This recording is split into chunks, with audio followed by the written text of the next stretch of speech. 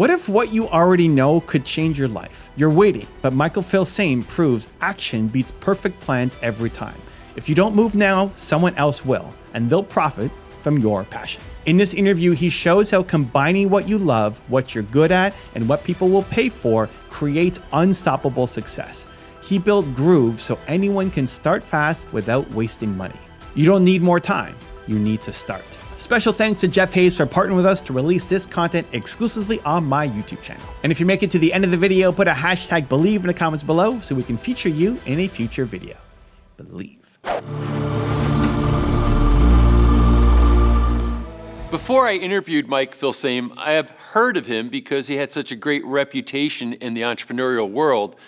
But once I got into the interview, I was mesmerized.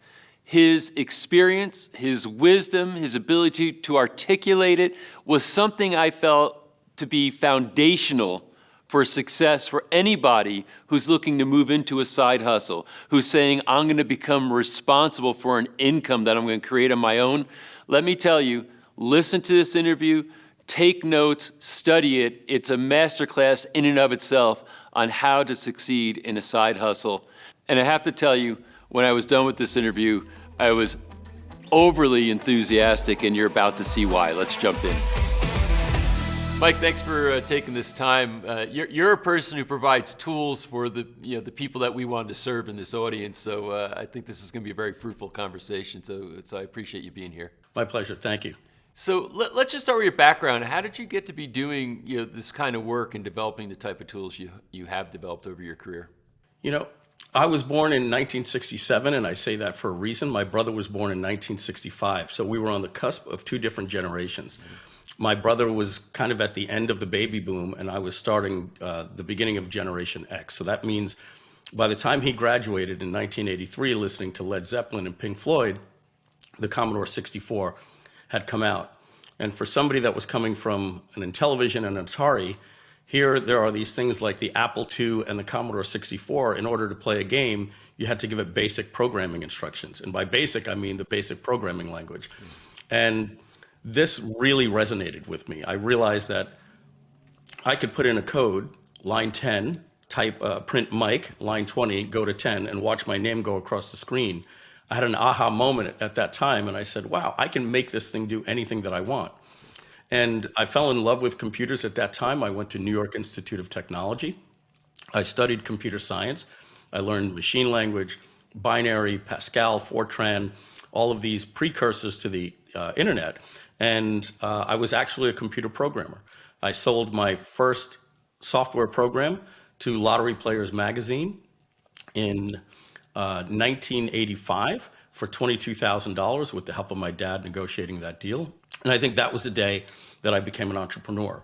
But while I was in school at New York Institute of Technology, I'm working at Pathmark, making about $6 an hour, part-time, so probably making $4,000 a year. I had gotten engaged, and it was time for me to get a real job. So I had to drop out of school after 3 years, and I got into the car business. And I spent 14 years in the car business from 1990 to 2004. And in those years, I ran the largest Toyota dealership in the Northeast region and the second largest Toyota dealership in the country. I was the general manager. And I worked my way up from sales to finance director to sales manager, general sales manager, finally general manager. And from there, that's where I really learned salesmanship. But it was in 2002, I read a sales letter from a guy named Frank Hearne, and it basically taught you how you could sell the new concept in 2002, digital products, and put something called a PayPal button on a website that would get you money instantly into your bank account without having to do any fulfillment and shipping, and it happened to be on the internet. Like every single checkbox lit up for me right there. And from October 2002 to May 5th of 2004, just about a year and a half, I went from making no money online to about $75,000 a month online. I quit the car business, and then I took all of the information that I had from my love for computer programming, and I applied it to digital marketing by creating software. Great story. And part of that, which I think is really important to see, is that so you built this while you were still the general manager of the car dealership. It wasn't something that you didn't quit and go full time right away. No, I was one of these fortunate people that did crack a code very, very quickly. I stumbled across something at a website called Autoresponse Plus. And it said something that resonated with me because I wasn't having any success. It said, you should focus on capturing a person's email address instead of making a sale. Because it takes a person 5 to 7 times to visit your website before they buy. That's what they said at the time. And for the most part, that can be very true. And so I flipped trying to sell anything online to giving away free information in order to get somebody's email address. And once I had your email address, I could offer you something today, in 30 days, in 6 months, in a year. And if I build a good relationship with you and I send you quality information that you can use, you're going to see me as a valuable friend in the industry. And if I'm not trying to pitch you something, but I'm trying to tell you the pros and cons of something, I can make sales over and over and over again. And then when it's time for me to develop my product, you'll buy from me. So I immediately went in and started giving away things. And I built one of the largest lists early on in we used to call it internet marketing before digital marketing. So I had one of the largest lists in internet marketing because I was giving products away for free, and then I was making offers after I got the email address. Yeah, you know, what's really interesting, and I wonder if this is relevant to anybody who's looking to create a side hustle right now, is timing was one thing for you, and you even cited it as far as the difference between you and your brother. And then secondly, the fact that you had this programming background, but then you had a really strong sales background, retail sales, or at least in a car dealership, et cetera. And then you get, kind of lightning struck when you got the Frank Kern letter, and now you're saying, wait a minute, if I could look at doing something on the internet, my programming background comes to play, my sales experience comes to play. I could put these things together, and I can do something, that's quite meaningful and profitable. Do you feel like what people should be looking at themselves when they're looking at trying to create a side hustle and say, what do I know about? What do I kind of have some expertise in or some passion around? Like, what comes first? Do you look at the opportunity first, or what your skills are first? How do you see it? So I think the very first thing out of the book, Good to Great by Jim Collins, he talks about something called the intersection of the 3 circles. And that's what creates your hedgehog concept. The hedgehog is good at one thing. It's being chased by the wily fox, who is good at everything, and it has tactics and it's stealth. But the bottom line is the fox, with all of its wit and everything, can't ever compete or take over the hedgehog, because the hedgehog knows one thing: when threatened, roll into a ball and put out my spikes. So that's one thing that works very, very well against something that could be a lot better in many ways. So for that metaphor, the intersection of the 3 circles, if you picture kind of like the links, the first 3 circles in the Olympic circle, you'd have circle number 1, circle number 2, and then circle number 3, and they're coinciding circles. The first circle, you want to make sure that you're putting in your passion. The second circle, you want to put in something that you have a deep expertise about. And then the third circle is understanding how the economics work in that marketplace. If you can put those 3 things together, you're guaranteed success. And I like to call that the Derek Jeter formula. You get to, Derek Jeter is a kid that dreamed of being a Yankee, and by some miracle, he actually he wanted to be shortstop for the New York Yankees. And even if you're the greatest baseball player prodigy in the world, that doesn't mean you're going to get picked by the New York Yankees. You could end up on the Seattle Mariners. But Derek Jeter was a highly paid athlete, and every single day he woke up and said, I can't believe I'm getting paid to do this. So that's what it means about putting your passion in that first circle. If you put your passion in the first circle, you'll never work a day in your life, and money's going to be a byproduct of helping people. But you take someone like me that came from the car business. I spent 14 years in the car business. I was very good in the car business. I ran the second largest Hyundai dealership in the country. The only thing is, I couldn't stand it. I woke up every day and I cursed the world. So getting out of the car business and going online, the last thing that I wanted to do was create a product to teach people how to buy a car or how to not get taken over by a car dealership. I just wanted to get out of it. So it is important to make sure you do those things. And the other thing is, just because you're passionate about something, if you're not an expert at something, you're going to look like a fraud. So you definitely have to find something where both of those things match. But if you do, like I said, it's like finding gold at the end of the rainbow. I've used the example relative to what you're saying is that I have a great passion for playing guitar, but and I said it's kind of a good thing that I'm not that good at it, because I probably would have been in for a life of struggle as a musician. But I just don't have the talent. I like to go watch Eric Clapton. I saw him recently actually and see what somebody who's really an expert at guitar is. But just because if you have a passion without real skill, make it a hobby, I guess is kind of the idea. Yeah. You got to find find what your strengths are. So you then evolved in a sense that you're doing really well in your own business online, as you described, but you now make tools to make it easy for guys like me who want to go and do some online business, where these tools can help them accelerate their entry to the market, if you will. So describe the type of tools you make and why you decide to make these tools. We make tools for digital marketers to make it easy for them to run their online business. But we also want to make it affordable, and we want to make sure that if we're going to make a tool, if it stands alone, it's going to be the best in its industry. Mm-hmm. What we found, and by the way, every single company I'm going to mention is a rock star stud of a company. So please understand, I'm not poking holes at any of these companies. But in order to have success online, you need to have a few things. Number one, you need to have a brand website. Well, that's Wix, and that's Squarespace, or it's WordPress. Mm-hmm. And the truth is, I don't know anybody that's having any success with Wix or Squarespace. Mm-hmm. Wix or Squarespace lets you get a website up and running that looks good, but it's not meant for digital marketing. Mm-hmm. So that leaves you with WordPress. And I like to call it the dreaded WordPress. I'm one of the most technical guys that I know, but whenever I go to a place like Theme Forest and I find a theme and I'm like, oh, this looks great, and then I go to try to do it myself, it takes me 4 hours to figure out how to change the copyright in the bottom footer. So the next thing about WordPress is that it's kind of like a gateway to other paid applications. So people say it's free, but then you have to attach 13 different apps, plugins they call it, to make it work. Many of them are paid. And as anybody knows with WordPress, you log into your WordPress panel and it says WordPress 5.739 update. And you say to yourself, I am so scared to click that upgrade button because the last time I did that, my webmaster told me I broke everything in the site. So that's WordPress. But then you need funnels.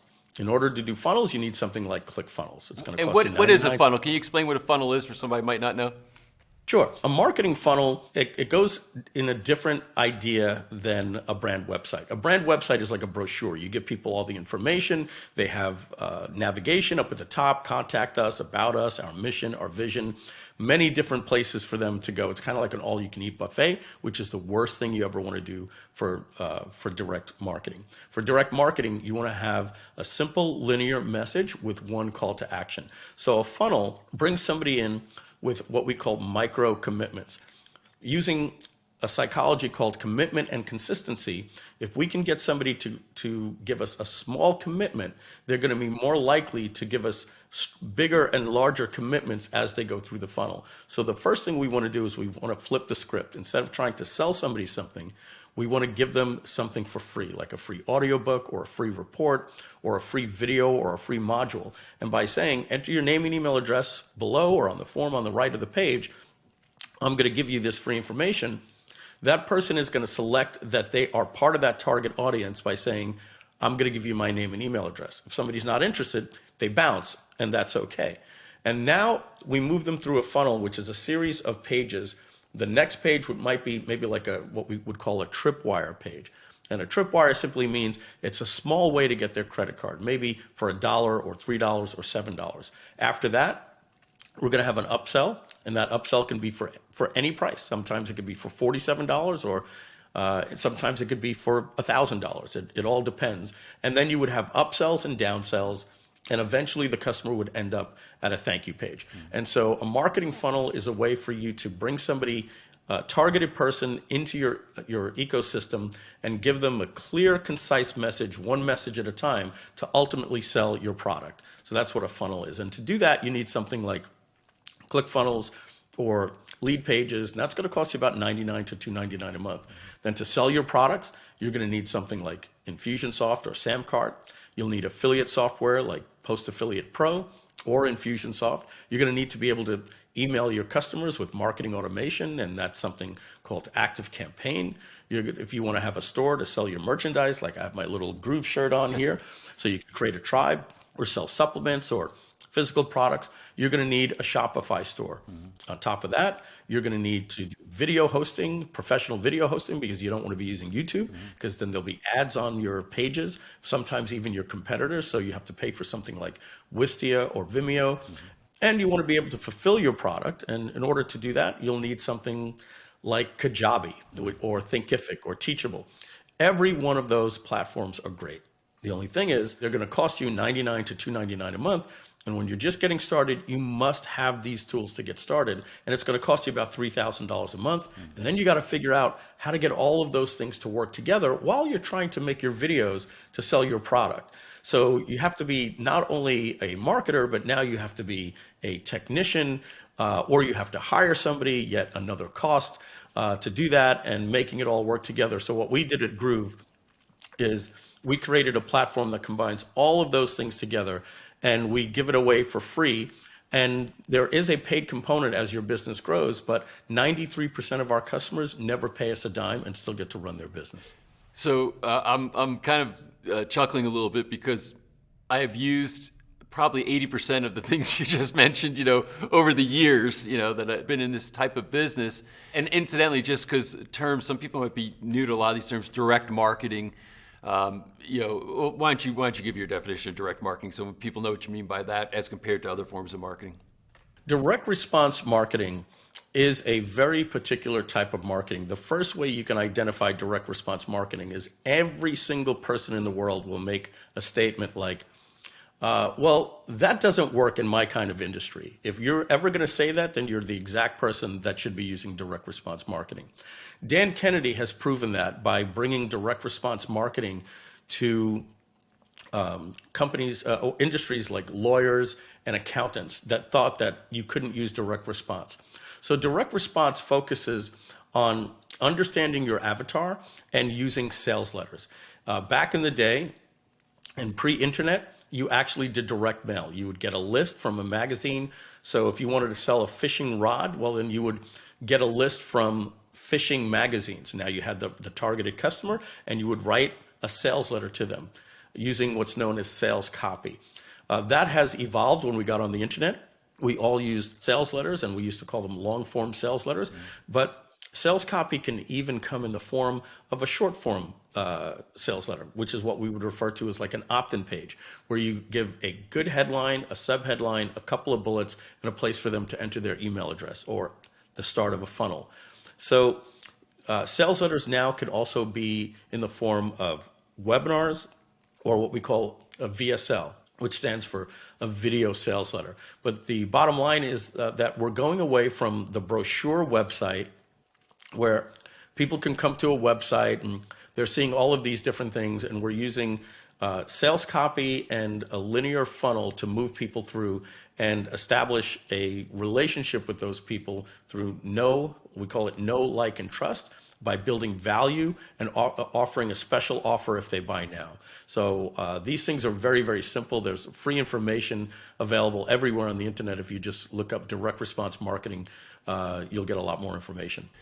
Yeah, I kind of got the first hint of this as a customer pre-internet from Jay Abraham. So I think I listened to an interview with him on cassette, with Tony Robbins or something, and he made an offer for these, these free tapes that he would send just to validate what you're talking about here. And literally, I got this bag of tapes in the mail for free. I said I'm going to go for this offer. I listened to them. They stimulated ideas, and literally the ideas that I got from the free tapes, and this is important because you want to give something of really good value up front, it literally generated millions of dollars in revenue for me. So, and to the point where I was like, I just wanted to buy something so there's some exchange because I got so much value out of the free stuff, and then I went back and it built all the things you talked about, especially trust, and I started to follow Jay, and over time, I actually got to know him. But I guess the point being here is that these principles are not principles that are just for the internet. The internet's just the tools, I guess, in the way that you apply them. but they're more generalized in the sense that they worked before there was ever such a thing as internet. Now you just need the tools to be able to apply these principles, using digital marketing, if you will. That's right. Digital marketing, even before the internet, we were exposed to it every single night with what we would call the late night infomercial, right? There was the great Ron Popeil, who passed away just about a year and a half ago, but he was the person with, you just said it, and then the audience would go and forget it. And he did great presentations for like the Ronco rotisserie, but you also had the Sham Wow guy, and you had the other guy with the beard, with all the different cleaning products. This has been going on, for years. QVC is literally using direct response marketing every 6 minutes when they pitch something. They have a headline, they have a special offer, it's ending, there's a countdown timer. Sometimes they use something called, the countdown timer is called urgency. They use scarcity by saying there's only 200 left, only 140 left. And sometimes your mind is competing with the scarcity and the urgency because you might run out of inventory before you run out of time. And these things are conversion boosters. So you're seeing it in Home Shopping Network, in QVC, in 30, when they take the 30-minute infomercial and they condense it down into a 1-minute, Sham Wow, 60-second commercial. That is all direct response marketing. And taking those principles and bringing it online is a lot of fun. And it's actually very, very easy. And when you believe in your product and you know that your product is putting good in the world, well, then you have a responsibility to do everything you can to make sure that your customer exchanges that value for your product and their money, because they wouldn't give it to you if they didn't feel they were getting at least an equal or better end of the bargain. So the first thing you want to do is get this idea out of your head that selling is bad. Selling is providing value. And if I can give you the formula for success online, it's really good because it didn't work up until about 15 years ago. The amount of money that you will make is directly proportionate to these two things: the amount of people that you, the amount of value that you can give, and the amount of people that you could reach. So in the past, before the internet, you were able to reach your local community. That was your reach. Now you don't have to do that. You could reach a global audience, and you'd be surprised how many people right now are typing in something that you could help them with, and they're paying someone else because you're not on the internet. And you could likely do it better than them. So again, your income is on this side, and it's proportionate to the amount of value that you provide multiplied by the amount of people that you could reach. And so money is a byproduct of providing value. I love the way you light up when you talk about this. You can tell this is genuinely like you like just brighten up as you're presenting this. You're referred to. Where'd you get the nickname the Michael Jordan of digital marketing? So here's the thing. I was at an event. We were in a green room, and I was being introduced to someone, and someone said, "Do you know Mike Filsaime?" And he says, "No, I'm kind of new to this stuff." And he goes, "Oh, he's kind of like the Michael Jordan of internet marketing." Once that thing was said, I tattooed that thing on my right arm, and I said, "Okay, if somebody else said it, I'm gonna take that." I don't want to be a fraud by using it. I do feel that I'm one of the founding fathers of direct response marketing on the internet, with people like Jeff Walker and Frank Kern and Ryan Dice and Perry Belcher, and we were all part of a mastermind with John Reese. John was the first person ever to do $1 million in a day online. I was the second person to ever do $1 million launch. I had the largest list. I've created the third largest webinar platform in the world called Webinar Jam, but I sold that company. Another company I sold is today the largest automated webinar platform in the world. I was the founder of Ever Webinar. I sold that company as well. So automated webinars are one of the keys that work online. So I put a lot in there. So if I didn't feel I could live up to that name, it is strong, because I do look up to Michael Jordan, and I don't think there's anybody else after him.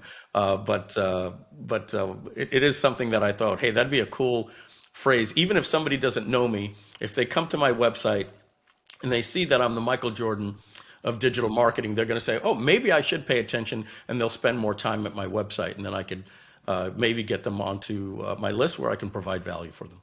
This is, I think, a pivotal time for people that are saying, this speaks to me in some way, everything that you're saying, your enthusiasm for it.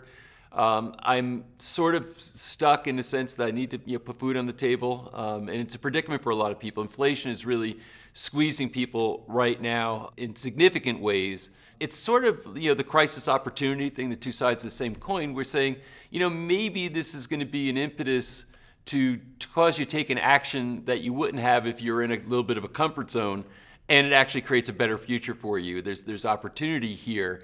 And someone saying, I'm getting all this, I'm tracking, and the idea of it's pretty exciting, but I'm not sure what kind of a product I can create, what kind of a service or product I could create that I can start to market. I see now you've got a platform, I can get on that platform, so I don't need to become technically adept to be able to do that, but I do need something to sell, and I'm not sure what it should be. What do you think of the best line of thinking is or process is for somebody to figure out what product they can create? Well, great. And I also want to talk to a couple of other things that you said there with, crisis opportunity. We've gone through a lot in the last few years with especially inflation, gas prices, and there's no end in sight. Interest rates are going up. That's eventually going to have a long-term effect on things like layoffs and things like that. I've lived through this. I saw what it did in 2008, and I saw it bring a lot of people into our industry that we always like to ask people, what did you used to do in the real world, right? And then say, oh, before this, I was a so-and-so.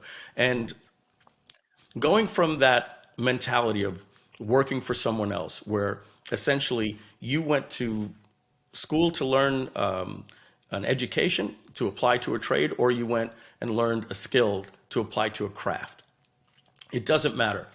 If you're not an entrepreneur, then somebody was buying you wholesale and selling you retail to someone else. And that's a terrible thing when you realize that you thought you had job security and you don't. There's nothing more liberating than being an entrepreneur. An entrepreneur lives a life of a little bit more risk, but they understand that when there's a problem, it's easily solved. We can just go out and say, hey, I can go create another product. I can ask people for a joint venture. Just a little bit of math. I once heard John Reese say this, and it just clicked in my head. He said, to make $1 million, all you got to do is, out of the 6 billion people on the planet, you got to get 1,000 people to buy a $1,000 product. Mm-hmm. And that's a lot easier than you may think. And in this case, with the 6-figure side hustle, we need just 100 people. And when you do 100, you'll figure out how to do 1,000. Right. Now, the next thing is that recently AI has come about. Mm-hmm. AI is, it's a calculator for words. As Steve Jobs referred to the computer as a bicycle for the mind, this is a rocket ship for the mind. This will allow you to take any part of you that is this creative and expand on it. So if you want to write a free report, if you want to write a book, anything that you want to do now can be turbocharged. It's like getting into one of those mech suits where you're just a human and you step into one of those mechanical suits and you can go fight a war like you see in the movies. That's essentially what AI is strapping onto your body. It's going to turbocharge your creativity and your sales. It'll come up with the good sales copy for you. It'll come up with the good headlines for you. So what I would recommend somebody does is either write an ebook on their passion and their expertise, or they create a little home study course where they record themselves or they record their screen and they create a little course. Courses will usually sell for a little bit more money than an ebook. And then once you do that, you go and you create a funnel, either an automated webinar funnel or just a regular good old upsell funnel with a video sales letter. And then you start feeding it traffic. Wow. So driving traffic, that's always a thing, right? And maybe some people are adept at cold traffic. They know a little bit about social media and maybe can, for a little bit of money, place some ads and try to drive some traffic. But what do you typically recommend for people saying, I'm just getting started, I don't know how to get eyeballs, once I set up what you set up, how do I start to get people to take a look at this? So the first thing that you want to do when you're getting involved in digital marketing is embrace advertising. Go back 20 years before the internet. Imagine you had a little store on the side of the road that wasn't on the main part of the highway. The first thing that you would do is you would say, hey, I want to get in the Yankee Trader, or I want to get into the Newsday. These are things from Long Island, little names where I came from. And you would realize that without advertising, nobody's going to walk in your door. Now, you can definitely go down the road, and you want to be doing all of these things eventually. But when you're starting out, you want to remember the hedgehog concept. Get good at one thing. Some people like to use social media, or they like to go to LinkedIn, or they like to focus on SEO. Why? Because they say it's free. Well, I have something better than free. It's called paid traffic. When you can spend $1 today to get $2 back, it's not only free, it's better than free. You're getting a return on investment. So many people start out their very first day of digital marketing and they say, well, spending advertising is going to cost me money. Well, I don't think there's a person in the world that wants to spend advertising dollars to cost them money. They do it to get a return on investment. If you can tie that in, that when you spend money, you make money, that's going to do you good, because many people start out and they immediately spend 2 years trying to do things for free. And I equate that to planting seeds and then walking all over the place, like Johnny Appleseed. He planted seeds all over the place, but he never saw the apple trees grow because he wasn't there to do it. I'd rather just buy sod. I just bought a new house. I want grass today. That's buying traffic. I've got a green lawn in the front and the back while my neighbors are waiting to see if their grass is going to grow.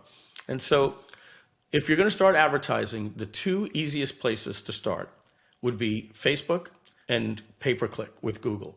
Starting with pay-per-click is probably the easiest concept to understand, because you just tell Google, what is somebody searching for that's looking for my product? And then your ad will show up at the top of the search engine. And when they click on that ad, you pay Google $1 or 70 cents or whatever they're charging for your keywords.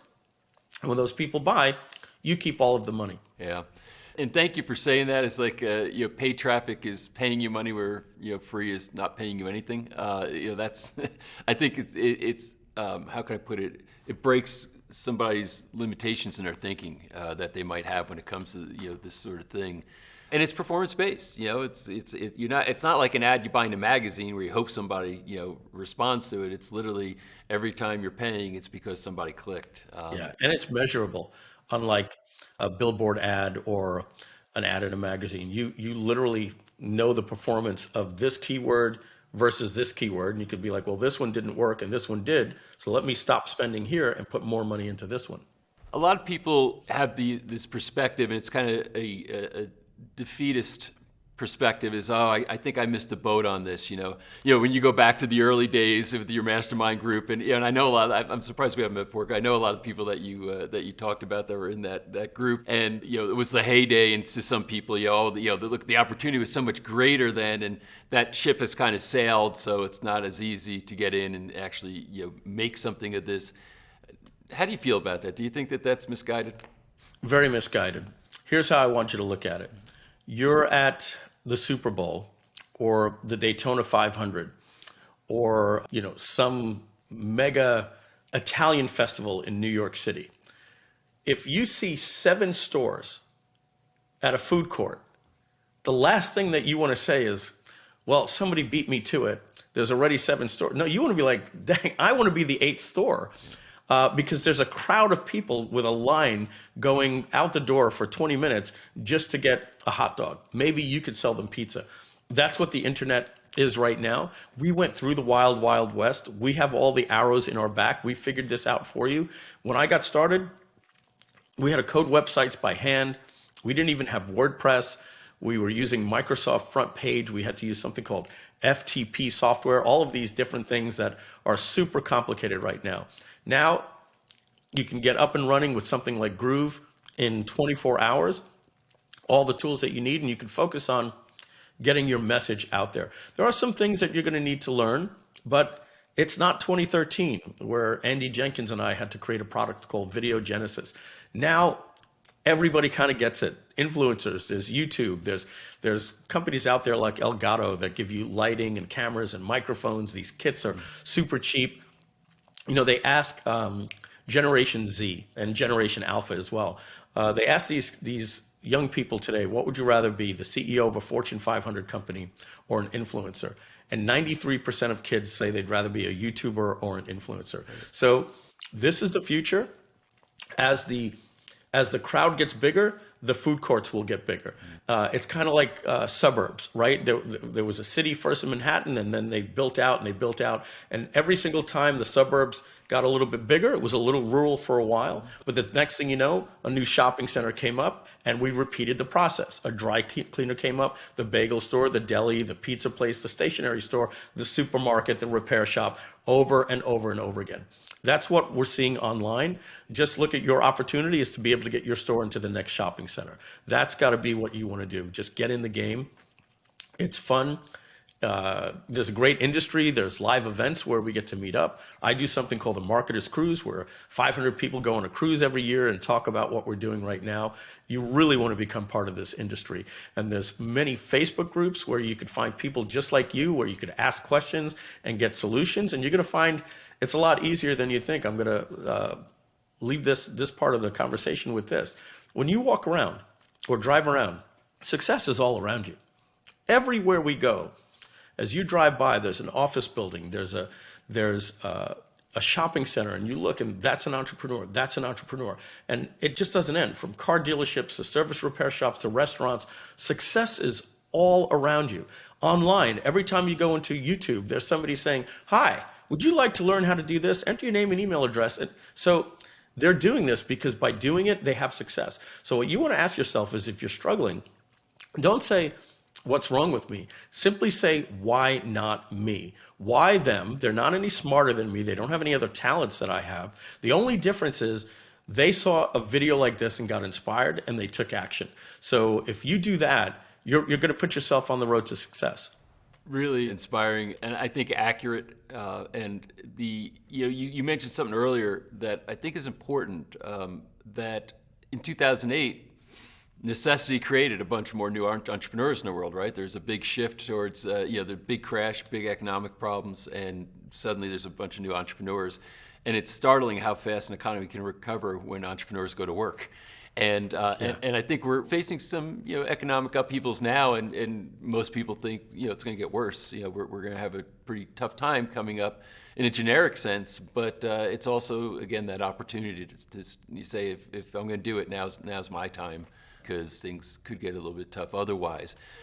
This has been really brilliant. Any final thoughts you have for the people who are really thinking about jumping into this and creating a side hustle for themselves? Yeah, so my final thoughts are, make sure to get involved with six-figure side hustles. Any opportunity they present to you, make sure to get involved. It's going to put you on the right journey. The first thing that you want to do today is set a goal. I remember hearing this from Tony Robbins back in 1993 when I bought his tapes. And I thought, oh, here we go again, somebody with a goal. But if you don't have a target that you're aiming for, how are you ever going to hit anything that you want? The first thing to do is identify what you want. Next thing you do, brainstorm, however you do it, pen and paper, Google Doc, and put down every single thing that is needed to make that goal work. And brainstorm it in any order. If you were creating a digital product, you would say, well, I'm going to have to create the product. I'm going to need a domain name. I'm going to need to write sales copy. I'll probably need to figure out how to do support if people have a problem. And I'll need to get a merchant account and just write down all of these different things. And then the secret to success is simply this: putting that brainstorm list into list order. What do I do first, right? You don't want to buy the domain name the day before you go live. So you probably want to put that up at the top. Put it in order from start to finish, and then go to work. It's that simple. When you check off every single item on that list, you're going to have a lot of money in your bank account. Mike, that was great. Thank you for sharing so openly and delivering so much value to the people who are watching this series. And I admire the work that you've done. I think what you've built is fantastic. And why do I get the feeling you're just getting started? Just getting started at 57. I mean, anyway, continued success for yourself, and thank you for contributing to the success of the people who are watching this series. Good to be here. I'm excited to introduce you to Steven Gardner. Steven is a guy that it seemed he would be unlikely to create a side hustle that didn't only succeed, but blew up into a big business on YouTube. And when you hear how he did it and how he didn't follow the conventional rules, yet became this unlikely star, I think you'll be not only motivated to do something like this yourself, but you're going to learn specific steps on how to get there. So enjoy my interview with Steven Gardner. Steve, I think you're the poster child for what we have to talk about here today. Your story is inspiring, and I think it's very relevant to what we want people to understand. So before you became a YouTube phenomenon, what were you doing? I did financial planning through insurance products for about 13 years. Before I did that, I did try to get into YouTube. So my YouTube channel is actually older than my oldest child. Really? Okay, I didn't know that. But until I really took it serious and looked at it as an opportunity to make money, it was just something I was testing and trying. But before that, I was mainly focused on writing books, financial education, helping people safely prepare for retirement. So then COVID hits. And your YouTube channel at that point is not really doing much of anything, right? I mean, how often were you posting then? I was about one time a week, and I had 200 subscribers. Okay, sorry, didn't mean to laugh. So you're doing this for years. You're posting every week, and you got 200 subscribers. So, but yeah, what kept you posting? You just enjoyed the process, or? I knew it was going to take some time. I had no idea what my path would be going forward, but I just knew I needed to create content. And Right. I have this 3-step process for everything I do, which is action, traction, attraction. Right. And I knew I needed to take massive amounts of action, and then something would start to stick. I would start to get some grip, but I just had to have that grit. And then eventually, I would start attracting people to me. And I've used that in multiple businesses over time. But when you only have 200 people and most of them are family and friends, and you put out a video and it has 5 views and 4 of them are you checking if you got any more views, it can be very disheartening. But I have a personality that doesn't like to give up. And so I just kept putting out content, looking for patterns, and eventually found a pattern. COVID hits, and that's when things started to change, if I know the Yes. story properly, right? So what happened? So all of a sudden, I found myself in lockdown, and my wife was very, very sick. I thought maybe she had COVID. I was trying to keep the kids away from her. I was trying to figure out my business. I went from making $8,000 to $10,000 a month to owing these insurance companies $5,000, $6,000, $7,000 because people were backing out. I was getting hit with back charges. Oh, wow. People were like, listen, I can't move forward, or can you scale back my retirement contributions? And suddenly I was like, honey, I got to go get a job. Like, I don't know what to do. I've got to switch careers.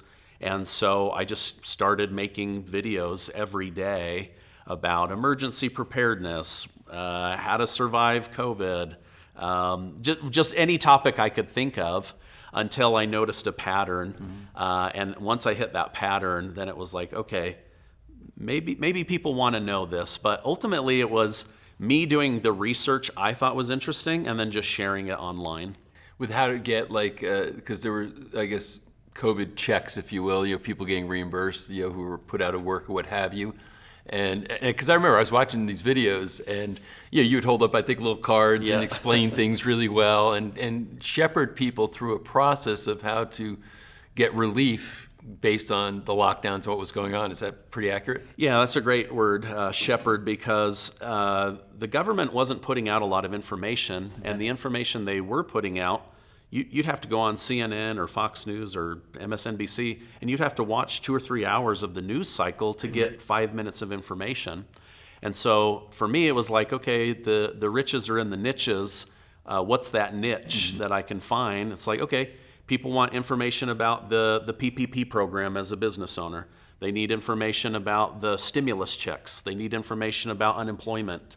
And you had tens of millions of people panicking for information. I couldn't talk about COVID. I couldn't talk about masks or anything. So it was literally just, okay, I'm in numbers and finance. I'll just stick to the money side of the COVID problem. And that's when all of a sudden I had a video get like 1,000 views. And I was like, wow, I'm onto something here.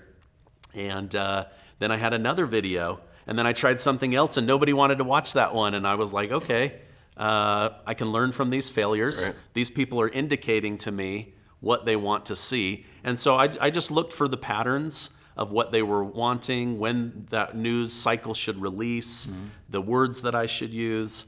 The funny thing is, people are like, how do you get views? You have the most ugly thumbnails on the planet. Because I didn't know how to make a thumbnail. And I was literally making 3 videos a day, 7 days a week to keep up with the demand. So I would just hold up a piece of paper and smile. Or if it was bad news, I would frown. And they both seemed to get views, And so I just kept it really, really simple with information that people were basically desperate to have. And so that's when I started to see that increase in subscribers and views on a daily basis. Yeah, it's views are like votes, right? They're kind of voting on what they want.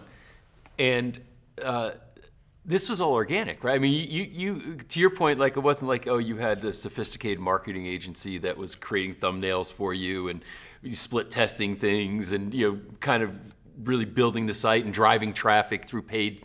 This was a completely organic process for you, correct? Yeah. In fact, to this day, I have marketing agencies that will sit down with me, and their first comment is, "We don't know why you're successful." And I'm like, I don't either. So at least we're on the same page, And so, they'll look at me and they're like, okay, your delivery's terrible. Your scripting looks really bad. Your thumbnail's really bad. And so over time, I took that as feedback to improve. But at the end of the day, I just knew people wanted to be told the truth and have really good information.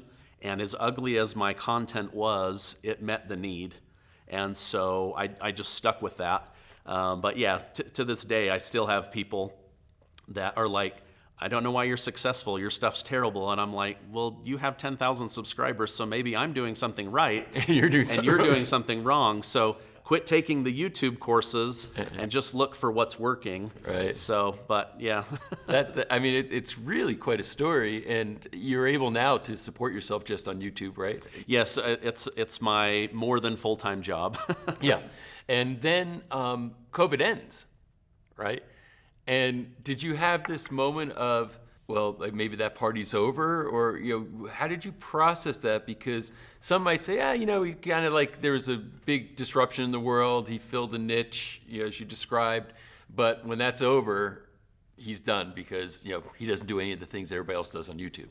Yeah, I've always been good at pattern recognition, and so I was the first one. So all of a sudden, within this stimulus vertical, all these channels started popping up, most of them stealing my content and my ideas. And all of a sudden, my views started to go down because the topic got watered down. And we went from like 3 channels to 300 channels of people competing and using my content against me. And so, but the thing that I was good at was, okay, this check is done. I would skip to the next check. And so I started putting it out. People say, you're crazy. Why are you talking about this? I'm like, I'm trying to stay ahead of the trend, right? So I would say about 18 months into that, I realized, okay, there could be another check. There might not be. So the best thing I could give people is the truth in consolidated information. And so I was on vacation in the Caribbean on my anniversary vacation. And I said to my wife, I need to start testing new things within my videos and letting people give me feedback through their views on whether they liked it or not. Because otherwise I'm going to be a flash in the pan and then I'm out of business, right? And so when I came back, I started testing like humorous videos, like telling wild stories, and I would get views, 40,000, 100,000, but I was like, this is not sustainable. And so I started into the political news and the current event news, which is a very, very competitive space. Yeah. It's just massive, going up against Fox News and CNN and these other behemoths. But again, I just felt like if I could stick to the truth and give them the news in about 15 minutes or less. So I started mixing in about 25% regular news and then 75% government updates. And then eventually over time, I switched those. And then there was just a day where I was like, okay, I don't believe there's going to be any more government assistance, and I don't believe in lying, and so I just cold turkey stopped. And I saw other channels do this, and their views just like dropped, and mine did too. And I was like, okay, I just need to be patient. I've built all this trust, familiarity, celebrity status. What are your subscriber levels at this point? At this point, I'm at about 700,000. Okay. And today I'm at 1.25 million. Wow. So I've almost doubled. And so, but I was willing to go through that pain to have integrity with myself and my channel until I found the next topic that could take me to back to where I was or to new heights. Now it's at new heights. But I started going into the political and the current events, but I didn't pick sides. I tried very, very hard to be neutral. And people found that, I believe, refreshing because if you like Biden, you don't want Biden to be trashed every video. If you like Trump, you don't want Trump to be trashed every video. You just want to know, what are these guys doing for the country as we head into the election? What's happening with the economy? Are we going to have a recession or not? Right. Are they lying to us about having a recession or not? So you became basically a news reporter. I became a news current reporter. events. Yep. And so I just slowly transitioned over time, and then I started taking feedback. Okay, I do need to work. I need to have a more polished approach. I need to switch up my script. I do need to have a little bit better thumbnail. But these things came over time, and they made marginal differences. At the end of the day, I still believe me just being truthful and consolidated with information is what made me successful. So, I mean, very few people achieved what you just described. In other words, there's not many people even have like the you stumble into success scenario like you had, but even very much smaller percentage that can actually transition from one theme of what you're there for to a completely, I would say completely different, still kind of news, but it was you had very niched or targeted news versus here's the current events. Here's what I suspect, and tell me if you agree with the statement. It's because of the trust you built with the audience that you brought with you that they stuck with you and still want to hear more from you. Is that your read on it, or why do you think it worked? Yeah, absolutely. When I was doing financial planning with people, I would move millions of dollars over the phone, never meeting any of these people, and I would be a speaker, a keynote speaker at conferences all over the country, and they would ask me all the time, like, how do you do this? What are you doing? How are you selling this? What's your approach? And I'd say, I only ever sell one thing, trust. That's it. It's the only thing I try to sell. I don't sell insurance. I don't sell retirement planning, mutual fund. I just sell trust.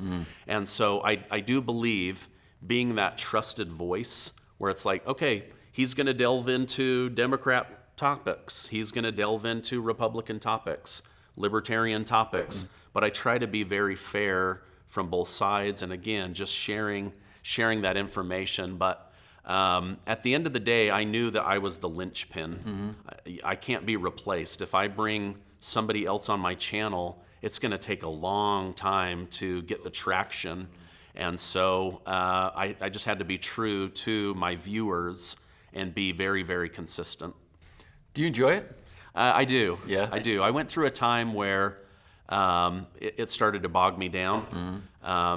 Doing 3 videos a day, 7 days a week. I was just burning the candle at all 3. Was that in the COVID times? Yeah, that was during the COVID times. And then as the presidential election was going and people were still needing stimulus, I was doing 2 videos plus going live for an hour every night.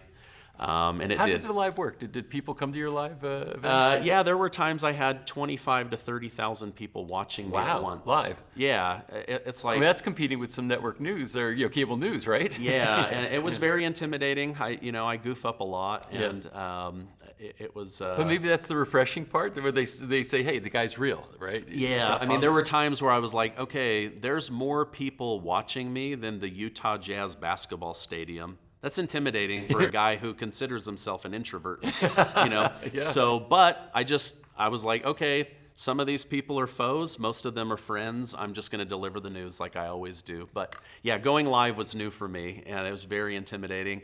To this day, I haven't been live in probably 18 months because it's that intimidating. Wow. And you do this still from your house, or do you have a studio? What do you do? I still do this from my house. Wow. Created an office. And you know all the good tax strategies for writing that off, right? Yes. So that's another benefit of this. But so why I'm bringing that up is that you can build and work from home and be successful at it. You know, you don't have to go out and try to find space. So let's say now somebody's watching this. I want to give them some like practical steps there. And let me tease a few things out. Tell me if you agree or disagree, and then maybe what advice you might have for them. So first off is that you actually said, I need to be able to talk about something that I have pretty good expertise in, that I feel confident that I can give good information here. Is that the first step? Figure out what you can, if somebody says, I want to start a YouTube channel, I'm willing to go through some time to figure out, like you did, maybe not as many years, but go through some time, because if I could set this up and make some side money and maybe grow it into a full-time business, that would be my dream. What is the first step? Let me ask you rather than put the words in your mouth. Yeah, no, I would definitely say you have to, you don't have to be an expert at something, but you have to at least be passionate about it. Mm-hmm. And you have to know that there's at least 1,000 people that are, interested in that. Mm-hmm. I know people on YouTube that make hundreds of thousands, if not $1 million a year, and then they have a very small audience. How? Well, they have like coaching programs, I see. Or they have something where the video is free and they are educating you, but then you come into their funnel and now you can make money with selling some kind of package, program, tool, software, whatever it is. And so it becomes a lead mechanism versus you're making money from YouTube revenue or ads or sponsors. But I would say it has to be something that you're, interested in, passionate about, knowledgeable about, and then be able to succinctly convey that information and educate people or entertain them. There's a lot of people making really big money on YouTube just being entertaining. Right. I don't know that I'm entertaining, but And do they make the money from just YouTube, from views, or are they selling other stuff? Or I would say, just from what I know, most people that are making good money on YouTube, it's most likely from sponsors, or from selling something that they have ownership over, whether that's a coaching package or a how-to program or something like that. Something that they either control or somebody else doesn't want to build the channel, but they want to use you to sell their product or their program. Most people aren't making their money from YouTube ad revenue. It's from just having that platform give you access to an audience you can sell things to. And do you have sponsors for your show? I do. And so what percentage of your income would you say comes from sponsors versus YouTube ad revenue? In the first year, YouTube was the majority of my income, and then my financial practice. And then I would say in year 2, sponsorship and YouTube were very similar. In last year, I had more sponsors than I could handle. Wow. Sometimes 10 to 13 a month. And at that time, I had scaled back to doing 21 to 24 videos. So it was like every other video. It was exhausting. Yeah. But then now I've scaled it back enough that it's maybe 4 or 5 a month. And do they come find you, or do you find them? Or I actually hired a brand manager in New York, and he and his team, they handle finding them, contracting, making sure I get paid. Did I hit my numbers? Did I fulfill my contract? So having somebody that can handle that was huge. Yeah, because like I was listening to Tim Ferriss' podcast this morning, for example, and there's like a whole bunch of sponsors he reads before he gets into the podcast. But I don't know that I remember seeing those in your videos. So where do the sponsors get? Is it like kind of in between where it cuts to the sponsor and then? I do what's called really subtle marketing. Yeah. So I'll take somebody through 5 or 6 minutes of news, and then I'll say, I'm going to tell you about a sponsor for a minute. And then, for example, like this is a shoe company, Vessi Shoes. Yeah, I like those. Yeah, they're totally waterproof. I love them. They clean really easily. Yeah. So I'll do a 60-second commercial about that, and then I thank them and I say, let's get back to today's news. Yes. And then I flow right back out. Just and like so the networks. It goes really, really smooth. Yeah. I've done certain things, like I'll wear the same outfit so that it's even more continuity through the whole thing. So I had to learn all of that. Yeah. And I goofed up a lot. Yeah. The sponsors were patient with me. Yeah. I didn't know how to edit. If I didn't know how to make a thumbnail, I didn't know how to edit, right? And so I had to learn. I learned so many skills. Did you edit in the beginning? I still don't edit. Okay, yeah. So yeah, you formed that out. unless it's like a short or something. But even like my big interviews that I do that get hundreds of thousands of views, for the most part, there's very, very little editing. It would make your team here crazy. But anyway, so now I would say the sponsors are maybe 25 to 30% of my income, and the other 70% is just YouTube. Yeah, so it's still the majority is still coming from YouTube, but it's good that you have the sponsors to kind of add to it, right? Yeah, exactly. So this is, and because the hard part is building an audience, and that's a valuable thing for a sponsor. So I could see how that would happen. But now circling back to the guy or the gal, the person getting started. So they're going to basically, what do I have a passion about? And I think that's probably important because I have to imagine, especially if you're doing multiple videos a day for a period of time, boy, if you're doing it on a topic that you had no passion around, that could be very tough. Yeah. So find something you're passionate about. Okay, so now what's the next step, would you say, for them? Then you need to start finding your own unique style. If you just copy other channels, then you're just like everybody else, right? So you have to find your own style. You have to get comfortable with presenting. At the end of the day, everything you do is a story. So you have to think about, what's going to hook people. How am I going to entertain them? How am I going to educate them? So I would say, find the thing that you feel comfortable talking about. Start finding the audience, and then start putting out the content, long form content, short form content, and then also the shorts, which is a new feature in the last year where you can build an audience very quickly, but they have a shorter attention span. And so it's like, how do I so YouTube helped me get you. How do I now get you over to watch the long form content that I can actually make more money? But there's entire channels of Gen Z kids out there that have millions of subscribers. They make me jealous, but all of their content is shorts. So what is considered long, short, and then shorts themselves? Yeah, so I try to keep my videos under 15 minutes, my interviews under 45 minutes. That's a lot to ask of somebody to watch that long. I remember back in the day, Facebook was all the rage because they could keep people on their platform for 4 minutes. Wow. It was like marketers' dreams, right? And some of my videos, I'm holding them anywhere from 6 to 15 minutes, which is incredible. And so those would be considered long. I'm helping build my wife's YouTube channel for her relationship coaching company. And we try to keep things under 7 minutes, typically 3 to 5 minutes. But I look at like a Joe Rogan, he's 2.5 hours, 3 hours, or some of these other guys. So are they just breaking the rules, or?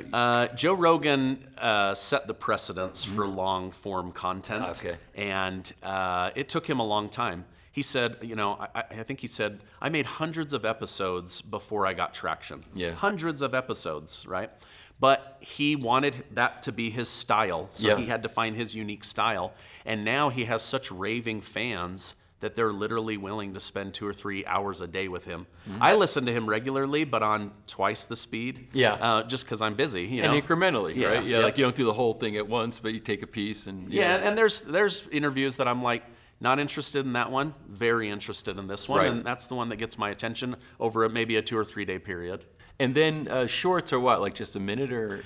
60 seconds or less. Yeah. That's considered the shorts. Yeah. Because I'm noticing that on YouTube. That's kind of a new phenomenon, right? Yeah, they're trying to compete with TikTok, but at the same time, they just in like the last 60 days added a revenue component. It pays about 1/10 of what a regular video pays. But if you get millions and millions of views. So for me, I use shorts as a way of getting in front of new eyeballs, but then I try to push them over to my long form content. Right. And I'm committed to my long form content where, like I say, a lot of these younger people, they're just doing the shorts. Are they posted in a different place than your normal channel, the shorts, or are they posted with everything else? They're posted with everything else. I would say the best way to understand it is when you hit go, they go down different rabbit holes. Oh, I see. Yeah, so like my content, when I hit go, it'll go out to my people and then either hit the YouTube homepage or it'll start picking up people that are searching keywords. Yep. Where a short, most shorts, you don't know they're coming, they just give them to you.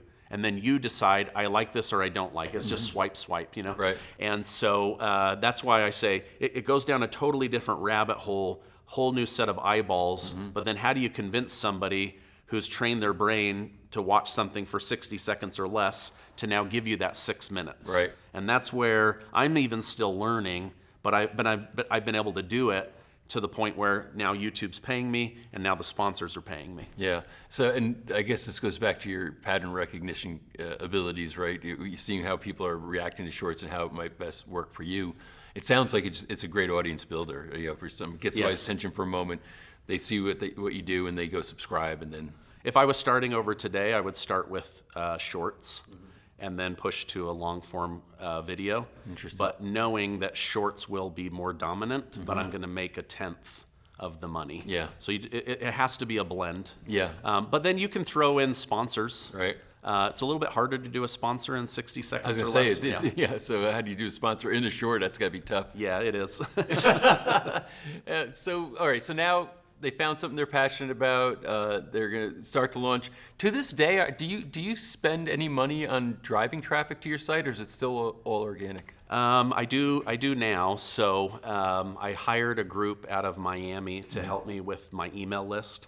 I've been doing these giveaways of $5,000 to $10,000 for about 3 years now, and unbeknownst to me, I had an email list of about 400,000 people and didn't know it. When you say giveaways, I mean, how are you giving away the cash?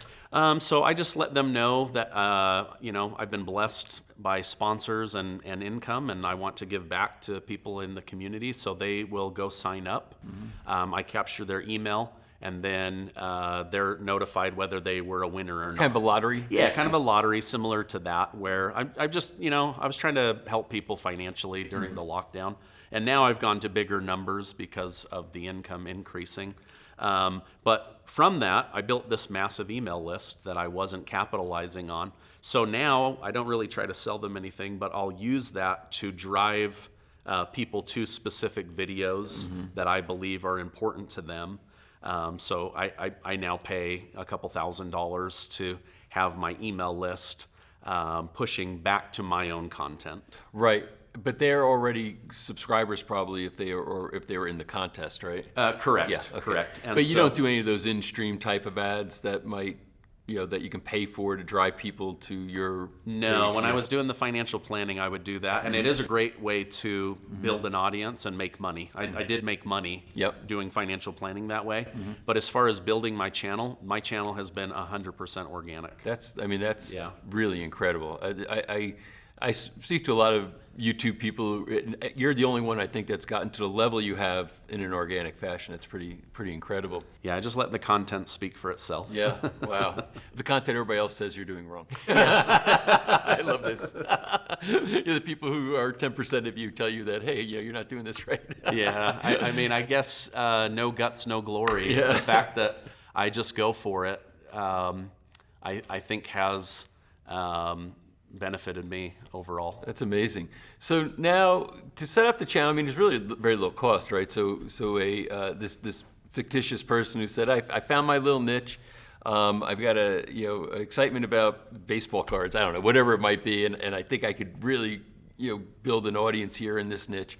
And then it's just a matter of creating some videos and posting. You said starting out with some shorts. Anything they should know special about setting up their channel? Like, there's a right or a wrong way to do it, or do you just kind of like put up a banner, fill in the blanks? Yeah, so much of the learning comes from failing, so I would hate to rob somebody of that. But you do want to think through your name. Like I have a friend, he's in Florida. He's built a channel to about 40,000 people, but nobody knows how to search him because his name's just Kevin. And so, like, having a clever name or being specific about your channel name is really important. Mine's just Steven Gardner. Right. And so that's my best search term to this day is just my own name. Right. But, you know, if it was mountain biking, you might want to be clever about that. Yeah. But titling is very, very important. I think more important than thumbnails. And then thumbnails would be number 2, your video description. What you're trying to do is you're trying to think through what metadata can I feed YouTube so that YouTube can do all the work for me. Right. And if you're trying to do all of the work... Can you just explain what metadata is in case somebody doesn't understand? Yeah, so when you tell them what the video's about, keywords, tags, hashtags, YouTube is using all of this data.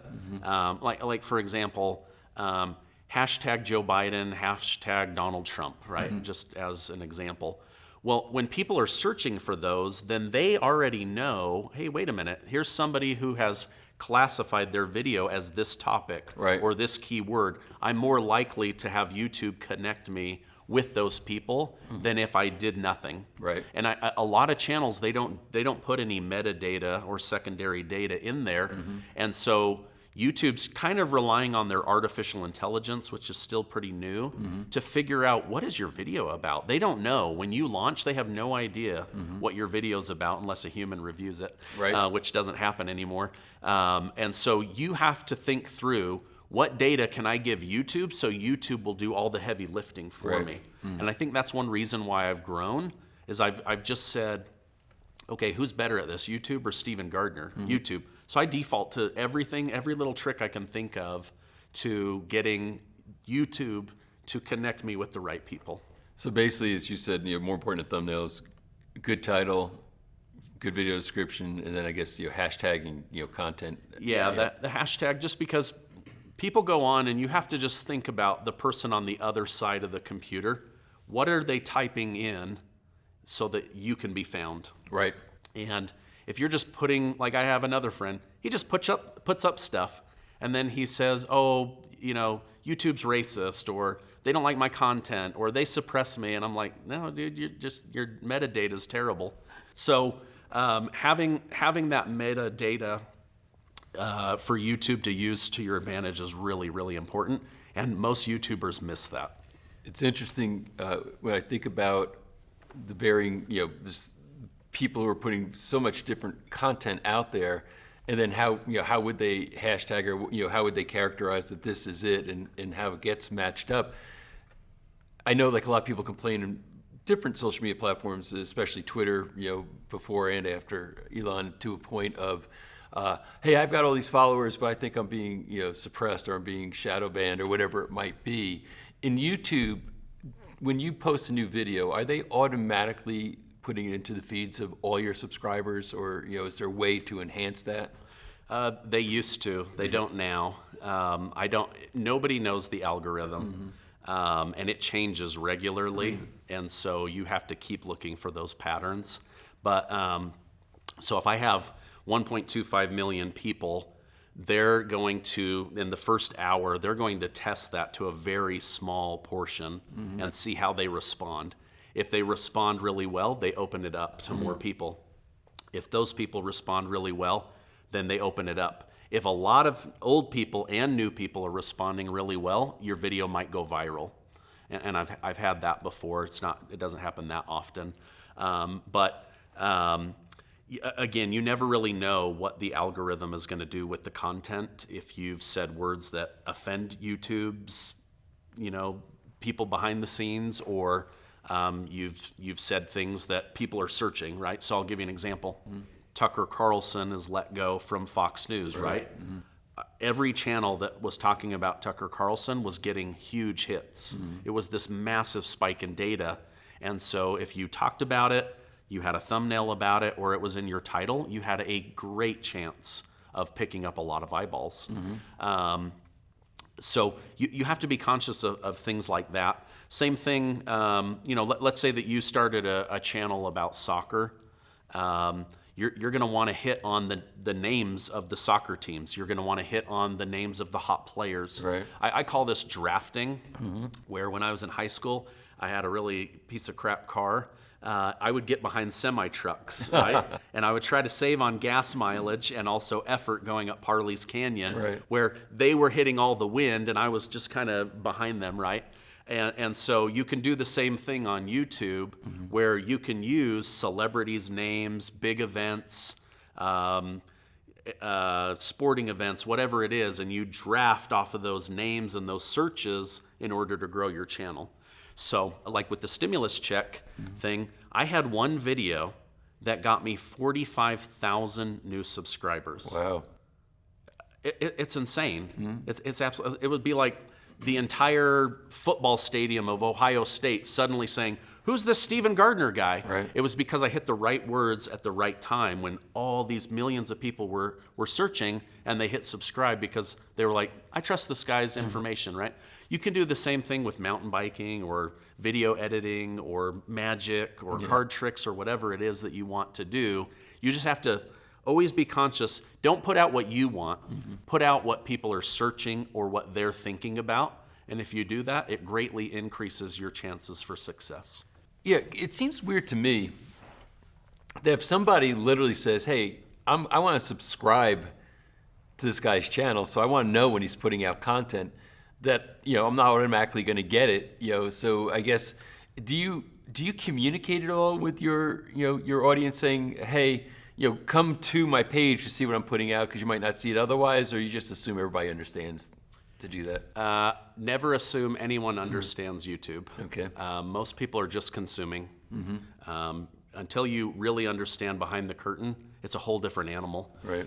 So it's very frustrating. Like I was saying to your guys here today, like I don't know why they even have a subscribe button anymore, because they don't push your content out Right. to all of your subscribers. So frustrating that way, but this is why the email list has become so important, is it's like, okay, yeah, they're subscribed to you, and they're on your email, so why are you doing a notification? Because they might not get that notification from YouTube. Right. And so to have an insurance policy, I will hit them again. Then what I do is I just don't hit them too often, and so that way when I do, they're like, oh, this video must be important, and then boom, I have a good open rate, good click-through rate, and so that's been really helpful. Then I'll do like community polls. I'll share pictures of my family. On YouTube? On YouTube. This is more, it's almost like a Facebook feature where you're just putting out like a static photo with a description or some kind of poll where people can interact and share information. Those things also pull people back in. They're also really great for collecting data. Yeah. And so once you have a large enough group, you can actually put things out and they'll tell you what content they want to see, maybe what their voting preference is, or who they like or don't like, or what they thought of an event, and you can use all of that to give them a better show. But at the end of the day, it might pull them in based off a poll, and then they go, oh yeah, I haven't seen this guy's video in a couple of days, I'll go back and watch it. Do you get together with other YouTubers and sort of mastermind, the strategies, like where you guys say, hey, I've been doing this is working, that's that working, or are you kind of like in your own little universe? I tried to, and most YouTubers are very stingy with sharing what's working on their channel, even when you're not a competitor. Yeah. It's like they spend so much time doing pattern recognition on their own channel that if they finally figure something out, they don't really want to share that with somebody else. I try to be really open. I remember years ago hearing Mr. Beast, when he first started, he had 5 or 6 friends, and they would put out videos, and then they would spend the rest of the day saying, hey, it might have been this color on this thumbnail, or this wording, or this logo, or the fact that I started my video this way but ended it this way, the fact that I asked them to subscribe versus just hoping they would subscribe. And they would do this, I think, 5 days a week for like 5 hours a day. Wow. Just sharing what was working between the 5 or 6 of them. And then he said, at the end of the year, every person in that group had over 1 million subscribers. Wow. And so I tried to put something like that together, and it got like no traction. I'm like, I'm not even asking for money. Yeah. I'm like, just, will you share data with me? Right. People are very private on YouTube about what's working and not working.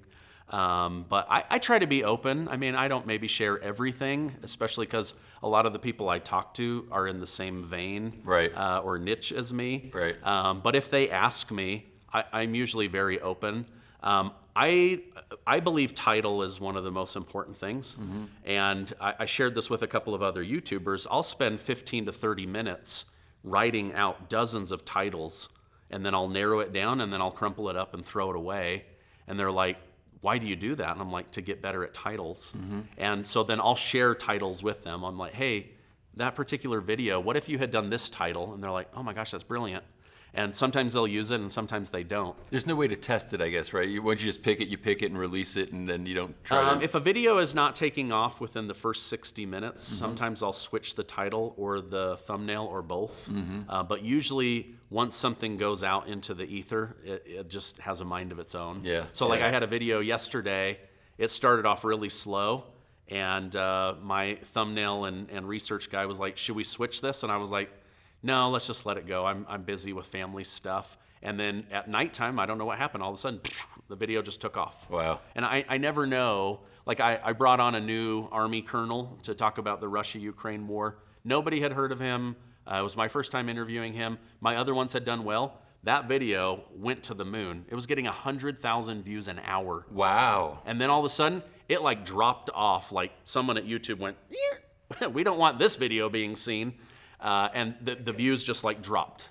And it was incredible. And that's probably the most plausible explanation, right?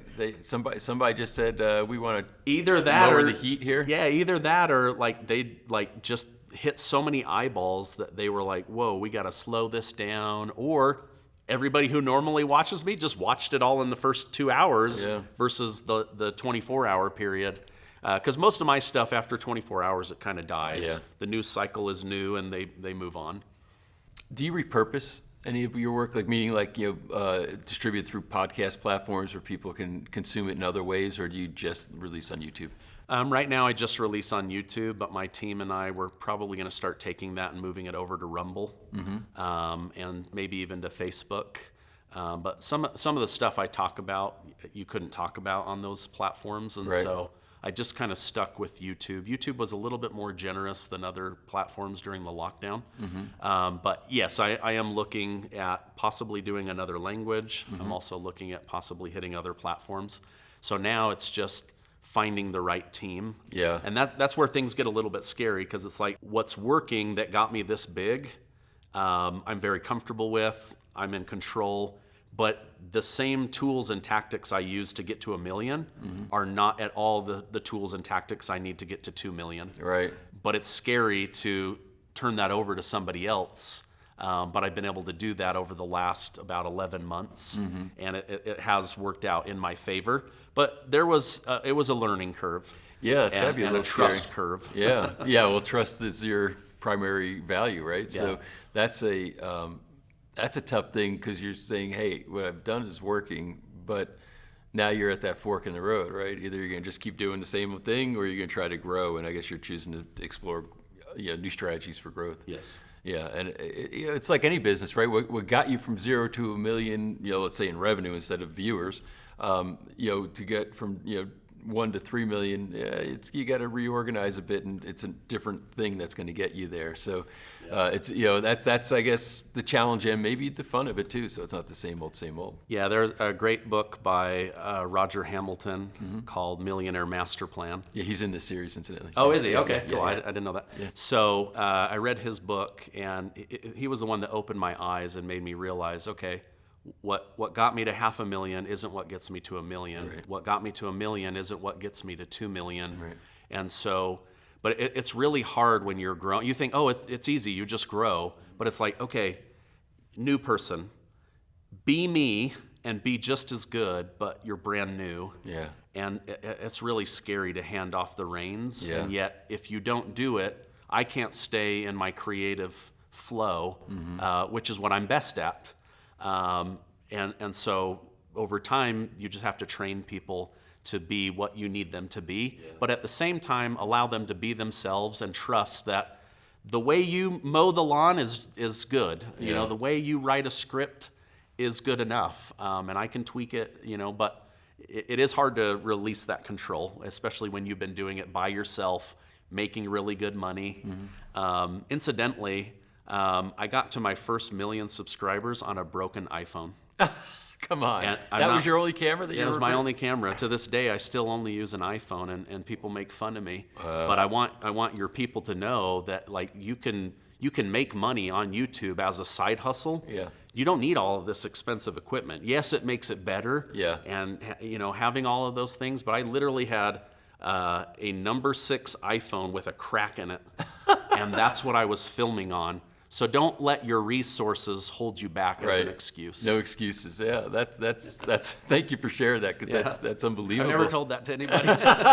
Also, people ask me all the time, like, why do you make such terrible thumbnails? Because I don't know how to make them. I just hold up a piece of paper. Yeah. But I got to 1 million subscribers holding a piece of paper. So, but now it's not the thing that will get me to 2 million. Right. Yeah. There's an old adage, the founder strength is the company's weakness, right? Yeah. So you were a founder and you grew it to 1 million, but now it's more of a company. So there's a new strategy there. Any final words of wisdom or encouragement for people who saying, inflation has squeezed me. I can't really meet my bills, in my current job because inflation has way outpaced any increase in my salary, and now it's not even like a dream, but a necessity that I create some kind of a side hustle. And YouTube has always sort of spoken to me. What would you say to them? Some of the best advice I was given, I was about 25 years old. I just had my first child. Money was tight. This was actually Jim Rohn. Yeah. I was listening to a tape, and he said, you can work full-time on your job and part-time on your fortune.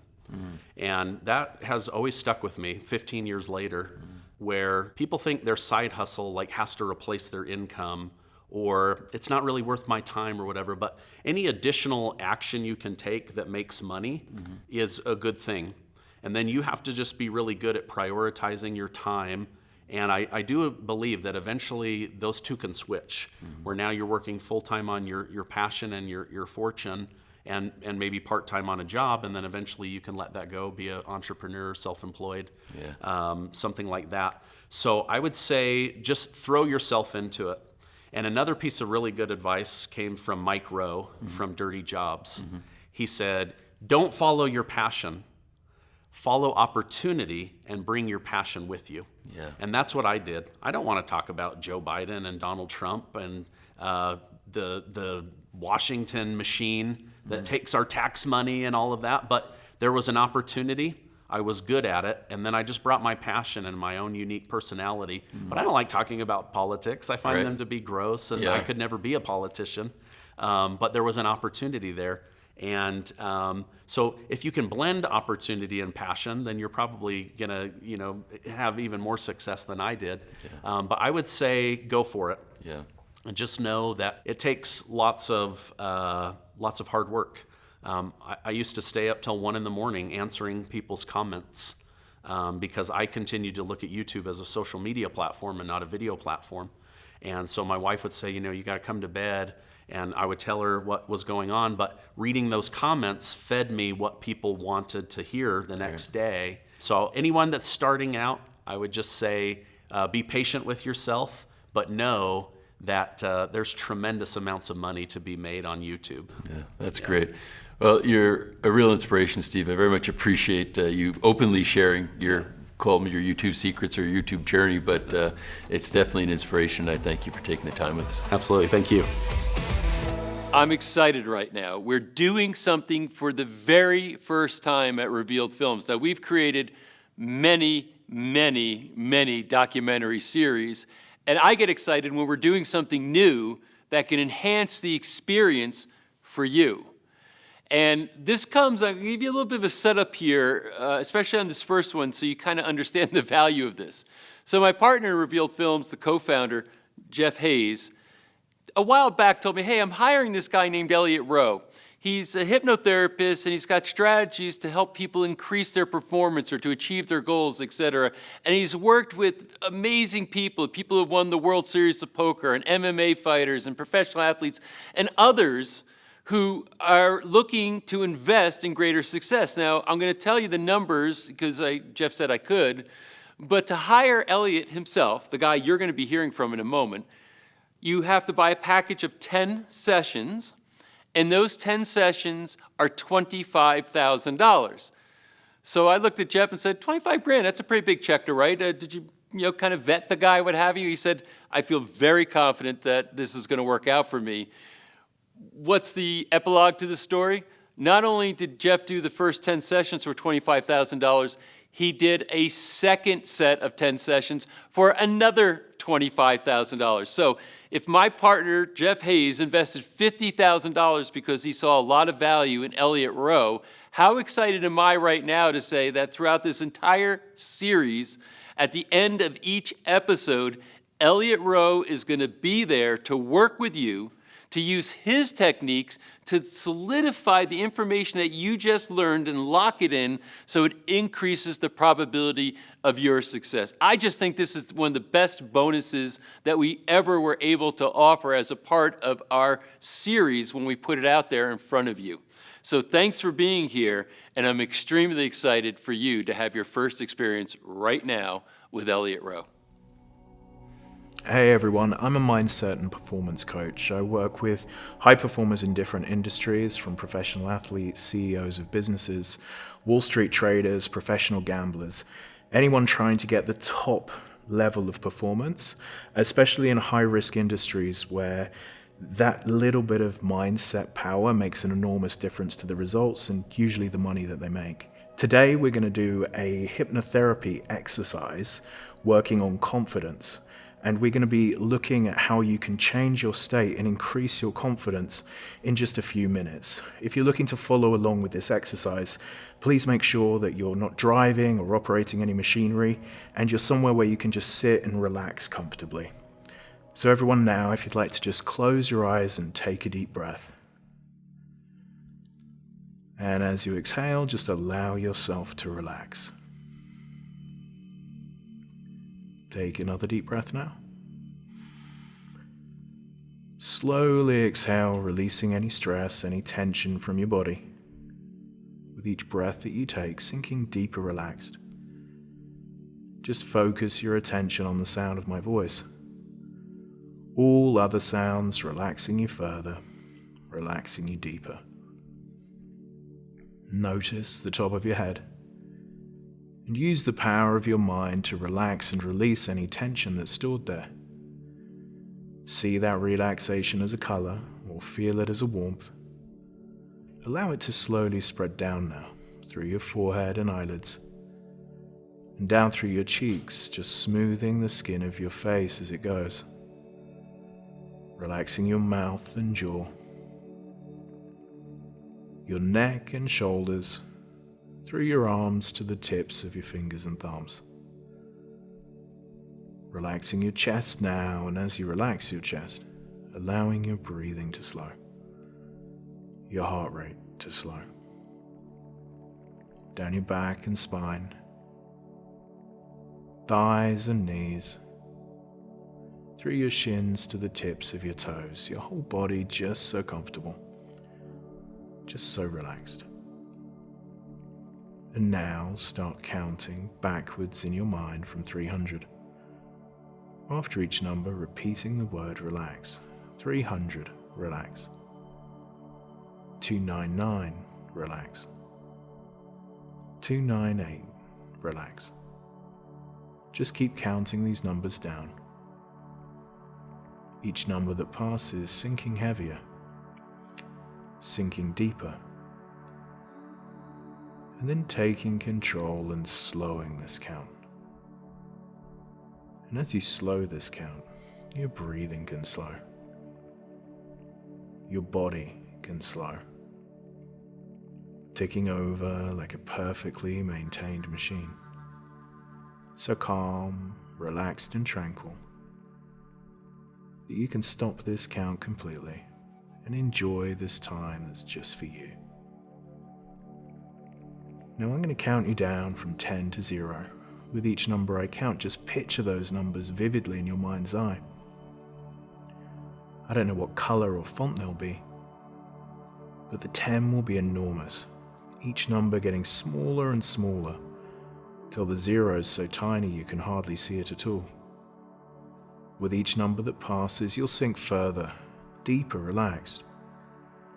10, so big, so bold. 9.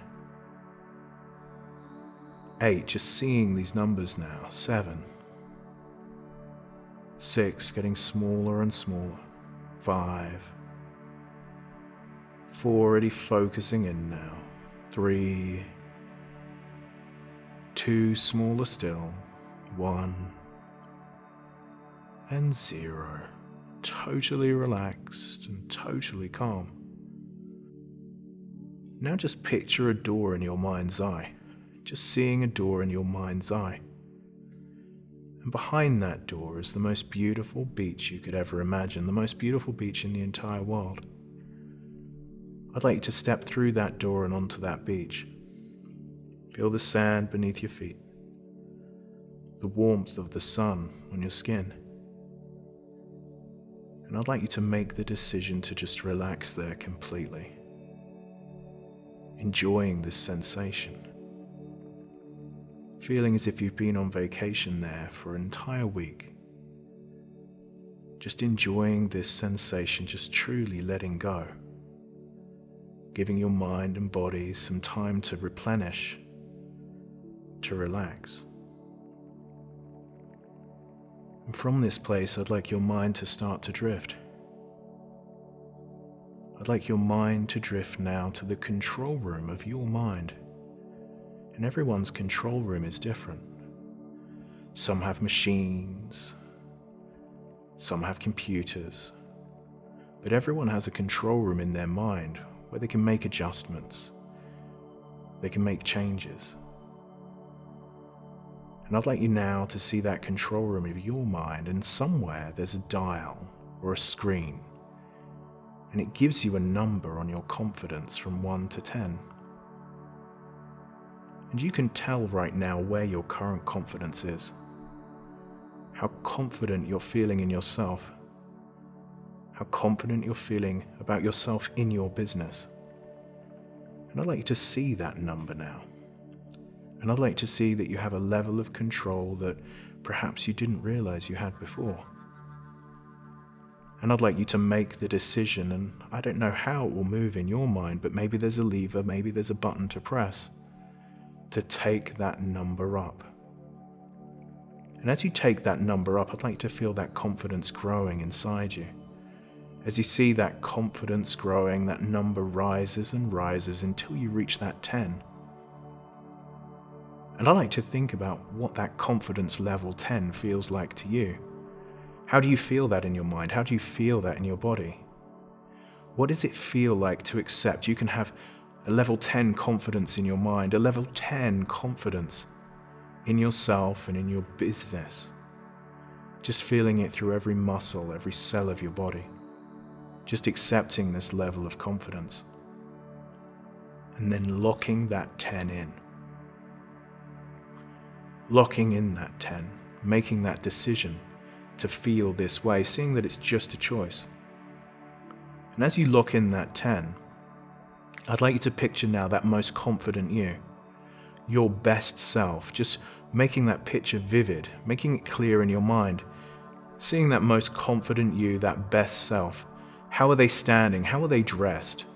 Just picturing your best self, understanding who you can choose to be. And I'd like you to make the decision now to step into your best self. Stepping into that body and making the decision to live this way. Understanding how different your life can be. How much easier it is when you're so much more confident, when you're ready to do the things you know you can do. Just feeling that confidence through every muscle, every cell. And making that decision to bring this confidence back with you now as I count you up from 1 to 5. Now 1, 2, coming up now 3, 4, and 5. Open your eyes, feeling great. So I hope all of you enjoyed that introduction to using hypnotherapy for a state change. If you're interested in finding out more, my app is called Primed Mind, and you can download it, and there are a large number of these types of audios so that you can get your mind in the right place to have an impact on the world. I'll talk to you soon.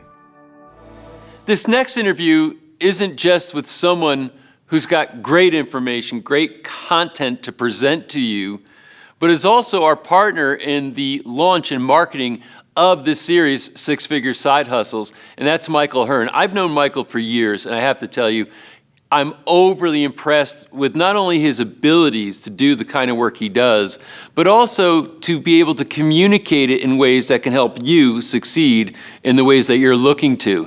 So Michael's a gem. He's got great information. He delivers it very well. His own story, I think, is very compelling. Let's dive into this interview. Michael, we've known each other for a while. Yeah. You happen to be exceptionally skilled at what you do. But you got an interesting story too. So let's just start with your history. What got you into being an entrepreneur? Yeah, so I was actually flying in a plane on my way back to do a second round as a government contractor in Iraq. Mm-hmm. And I picked up the book Rich Dad, Poor Dad, and I read it. Mm-hmm. Landed in Holland, in Amsterdam, turned around and came back to start my own business. No kidding, just like that? Just like that. I knew it was what I was going to do. That was a terrible choice. And it was really hard for many years as a result of being that flippant about it. But in the long run, I don't regret it at all. Yeah. Yeah.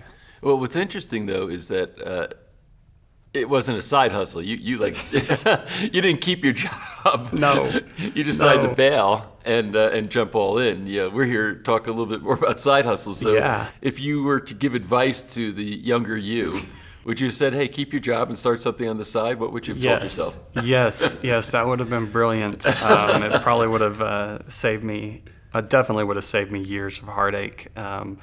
That's probably. As far as just avoiding pain, I mean, if you're going to start a business, do it in your spare time. It doesn't require, full-time focus to get something going and to test the waters. I came back with this idea of, I'm just going to do whatever. I didn't even know what kind of business I wanted to be in. It was very ill-advised. Yeah. And I wound up actually having to go back into the job space, getting a job, but it wasn't really a positive thing at that point. It felt kind of like a defeat. Yeah. It caused stress in my marriage, things like that. It probably contributed significantly to my divorce. But over time, kind of figured it out. But it just took a lot of years of struggle and a lot of mistakes, really. Well, our hope here is to help people prevent these mistakes. Exactly. That's why they're watching this. Yeah. And it's interesting, that book has influenced a lot of people, but in your case, it wasn't, I'm going to just go be a real estate investor. It was just an entrepreneur figuring out how to just work for yourself. Yeah. So what was it, you think, that spoke to you that said, did you hate your job? What was the circumstance? No, I think I've always just kind of been a little bit rebellious. My mom and my teachers could attest to that. I joined the Marine Corps right out of high school, and I lasted 3 years out of my 4-year enlistment because I just kept breaking all the rules. I was the proverbial young Marine who was always getting into trouble, and no one knew what to do with me, and so I got out a year early. I didn't get a bad discharge or anything, but they had enough of my junk. And what really spoke to me was the freedom and being in charge of your own life, your own time. And really up until that point, nobody had even told me that I could start a business, which it seems like maybe that would be a given, that people would know that, but... No early mentors because through high school, it's just you were institutionalized in your high school and then went to the Marine Corps. Yeah. But I guess that kind of structure didn't speak to you, huh? No, not at all. And just the fact that there was a logical path to take to accumulate wealth, that really spoke to me. So if you kind of fast forward through like a lot of rough years, it was in 2006 or so whenever I kind of figured out that out of everything that I wanted to do as an entrepreneur, that key skill set really was marketing. Mm-hmm. That was like the driving force behind success in any of these things, whether you want to find a real estate deal, whether you want to sell services, you want to sell a product, you want to be an affiliate. All of those things are driven by the ability to attract customers and to convert them to sales. And so I really became focused on direct response marketing and salesmanship. And that just led me down a path that ultimately I thought to myself, hey, if I master this skill, I'll be able to start any business I want, but I can also get paid to master this skill. Right. And so I started to provide direct response copywriting services to people. Yeah. And then ultimately wound up doing marketing consulting, digital marketing consulting. It's interesting that you found marketing to be a common denominator, right? No matter what the business. Yeah. And that's sort of in part a creative thing. There's also a structure to it. Yeah. But it's a creative thing as compared to saying, yeah, there's operations, there's other things you could have looked at, but marketing seemed to attract you. Yeah. How did you go about to learn marketing? Well, I went to the bookstore and came across an author called Dan Kennedy, who I know that you are Sure. familiar with. Yeah. And I bought every single one of his books, and I read them in about a month. Wow. And it was just so pragmatic. It was so straightforward. It was like, I've always been, the kind of guy who will argue with a fence post. Yeah. And so, I kind of naturally had some of these inclinations towards influencing people and persuading people. And then just the way he broke it down really made sense to me. And you look around and, the fact is that probably, I don't know what the percentage is. I can make up a number, so we'll call it 90%. Right. Of what people are doing as advertising and marketing is Right. extremely ineffective and wasteful. And so this was a way to measure the results, dollar in versus dollar out. That made sense to me, and really that just set me off down a path.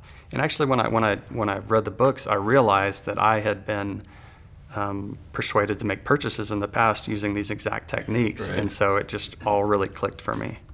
It's interesting. Most people who aren't in your world or in the entrepreneur world in general don't understand how important copy is, and how scientific it can be. Meaning, the testing mechanisms for copy to see what's producing, et cetera. It's very much an objective approach toward business when you can say here's this subject line or this headline and compare it to this one, split test it, get the data, and here you have the outcome. And it becomes very predictable based on how you can measure these things. Yeah. And you can literally take the same product with really good copy that does well and mediocre copy and it doesn't move. And I've always been mystified in a sense, saying that, hey, it's just about here's what the benefits are, here's what it can do, and et cetera. But if the copy isn't done right, the best of products will fail. And sadly, some very mediocre products that have great copy succeed when the product probably shouldn't succeed. Is that accurate? Oh, absolutely. Yeah. I find that, and I talk to people about this kind of frequently, because you were really you and Jeff were really key in introducing me to this concept of having like such a great product that the copy didn't have to do everything. Whereas in the worlds where I've played in the past as a freelancer and a consultant, a lot of times they focus 80% on the copy and maybe 20% of the effort goes into the actual product, to the point where they sometimes don't even care about the product because they'll know how to sell it, and right. That makes the cash register ring, and it does result in some bad products getting out there, and it puts a bad taste in a lot of people's mouths and gives them a bad customer experience. Fortunately, having learned from great guys like you and Jeff, you can do both. Yeah. You really can. To me, it's a mandate. I mean, if you want to have any kind of longevity, you got to put out good product, or to me, not even good product, but great product. Yes. To your point, also, I've noticed that, especially in social media, putting in feeds, there's a lot of companies. Some of them are even foreign companies. They do a really great job on like a little sizzle reel on a product, and it, maybe a page that looks good, but the product is total crap. Yeah. And I think what they do, I mean, it's they go out, they sell a bunch of stuff kind of in a burst, and they kind of just fold shop and go away, so they don't have to deal with all the refunds, because they'd get a lot of refunds, which is scammy. In essence, it's unfortunate and scammy. So we're here to talk about side hustle. Right. How do you define side hustle? So side hustle would be something that you're able to do part-time, but that's able to generate a full-time income. That's an interesting caveat. So because sometimes it's like some people look up, make a little extra cash. Right. But you would want to frame it saying you're going to work part time while you keep a job. That's why it's on the side, Yeah, right? yeah. But you want to create a full time income from that part time effort. Yep. That's actually a really great goal. You're the first person I've ever heard say that. But keep going. I like this. Go ahead. That was really my goal.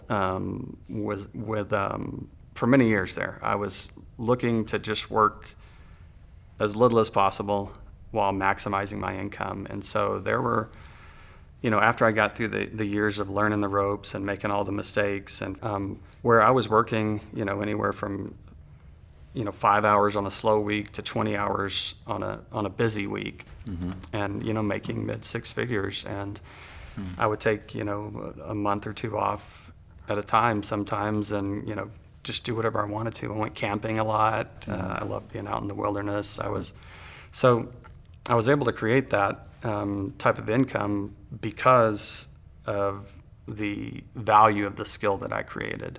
And so that's where I kind of, maybe the key to that really is, we're taught in a lot of ways to value our time in terms of dollars, but really what people are buying from you is a result, right? So they don't care if it took you 2 hours or 2,000 hours to create a sales letter that makes them $1 million. They want a sales letter that makes them $1 million. So if I could do that in 5 hours a week, what does it matter to them? And so that sort of disassociating the amount of time put into something with the amount of value that it creates was a critical mindset shift. I've noticed, we hired contract copywriters, quite often, and it is always a project-based fee. Yep. It's not, you don't pay them by the hour, and you get an invoice based on that. It's like saying, if you're doing, a product launch of some variety, here's how much it's going to cost for us to do all the written assets for that launch. Yep. And I'll tell you that from the entrepreneurial masterminds and so on, the highest paid people, contractors out there are the good copywriters. They're worth the weight in gold because they also not only take a fee, but they ask for a percentage of the sales.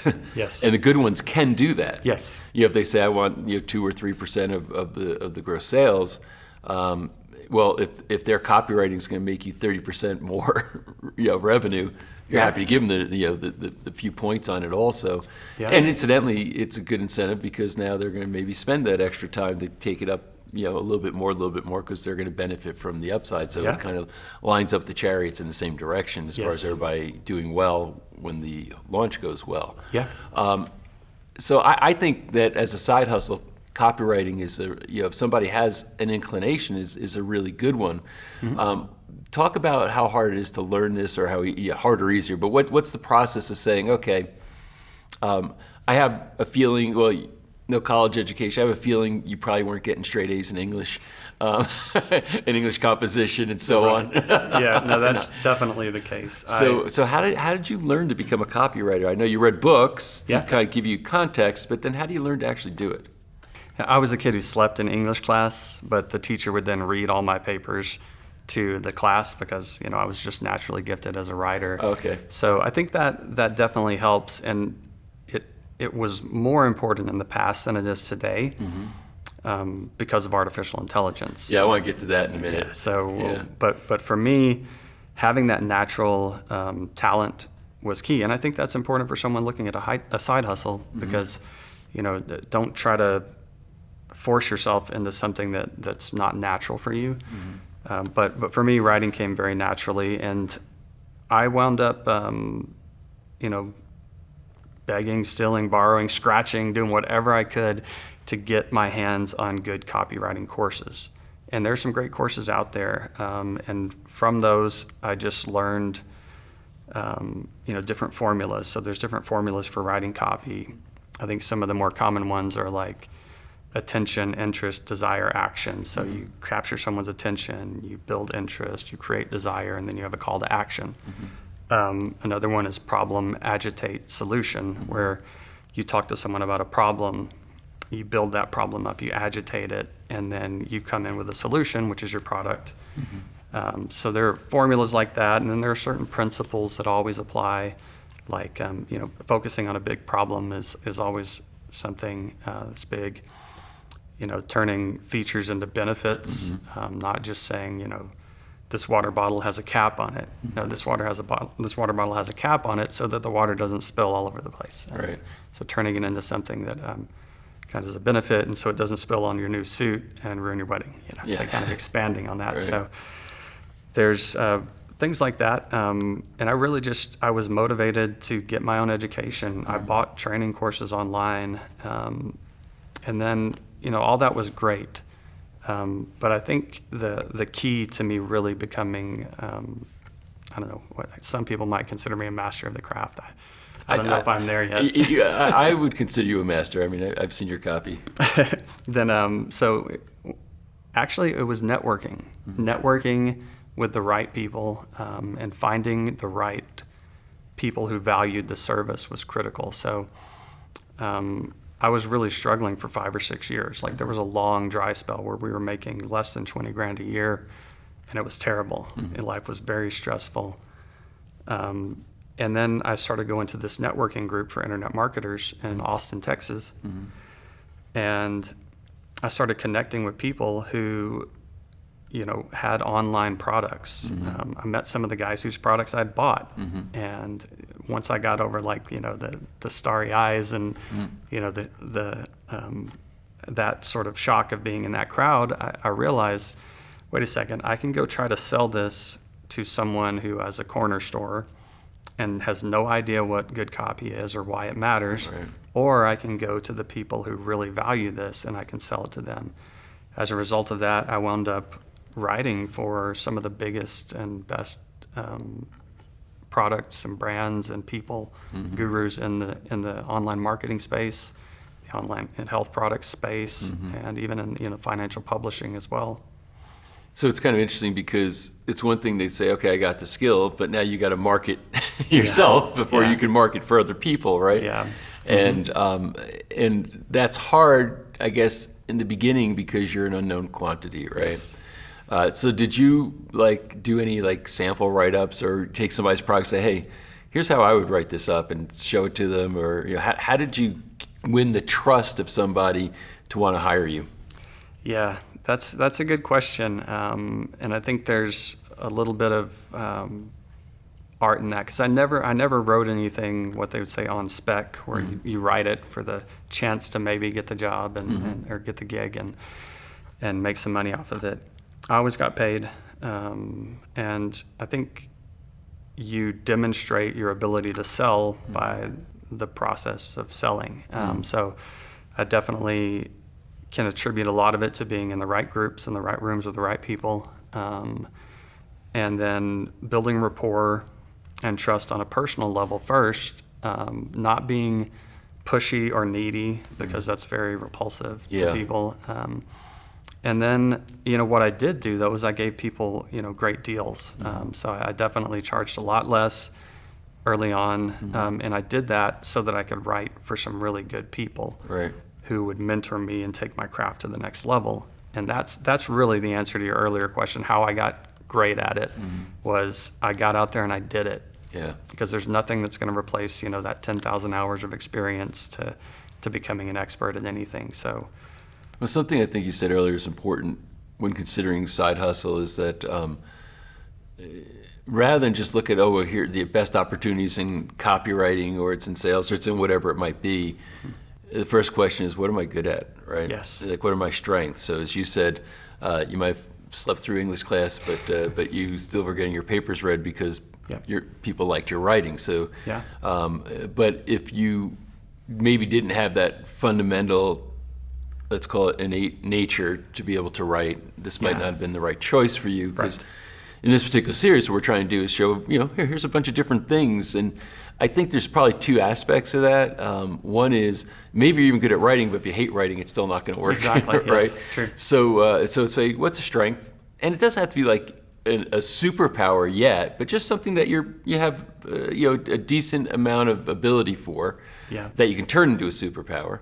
And then, what are you passionate about? Because especially if you're side hustling, and tell me if you agree with this, but if you're side hustling, you want to be doing something that you can look forward to doing, because you're not going to do much of it if you've already got a full-time job. You're not going to be doing much of it, on the side if you just don't like doing it.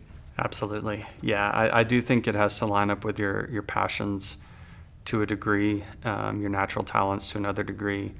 So, there are people who the thought of working at a desk makes them, want to jump off a tall building or something, so they just want to be outside. Mm-hmm. So, looking at some of the ways you're naturally wired definitely plays a role. What do people ask for your help with? Mm-hmm. There's people who make a six-figure income helping people organize their closets.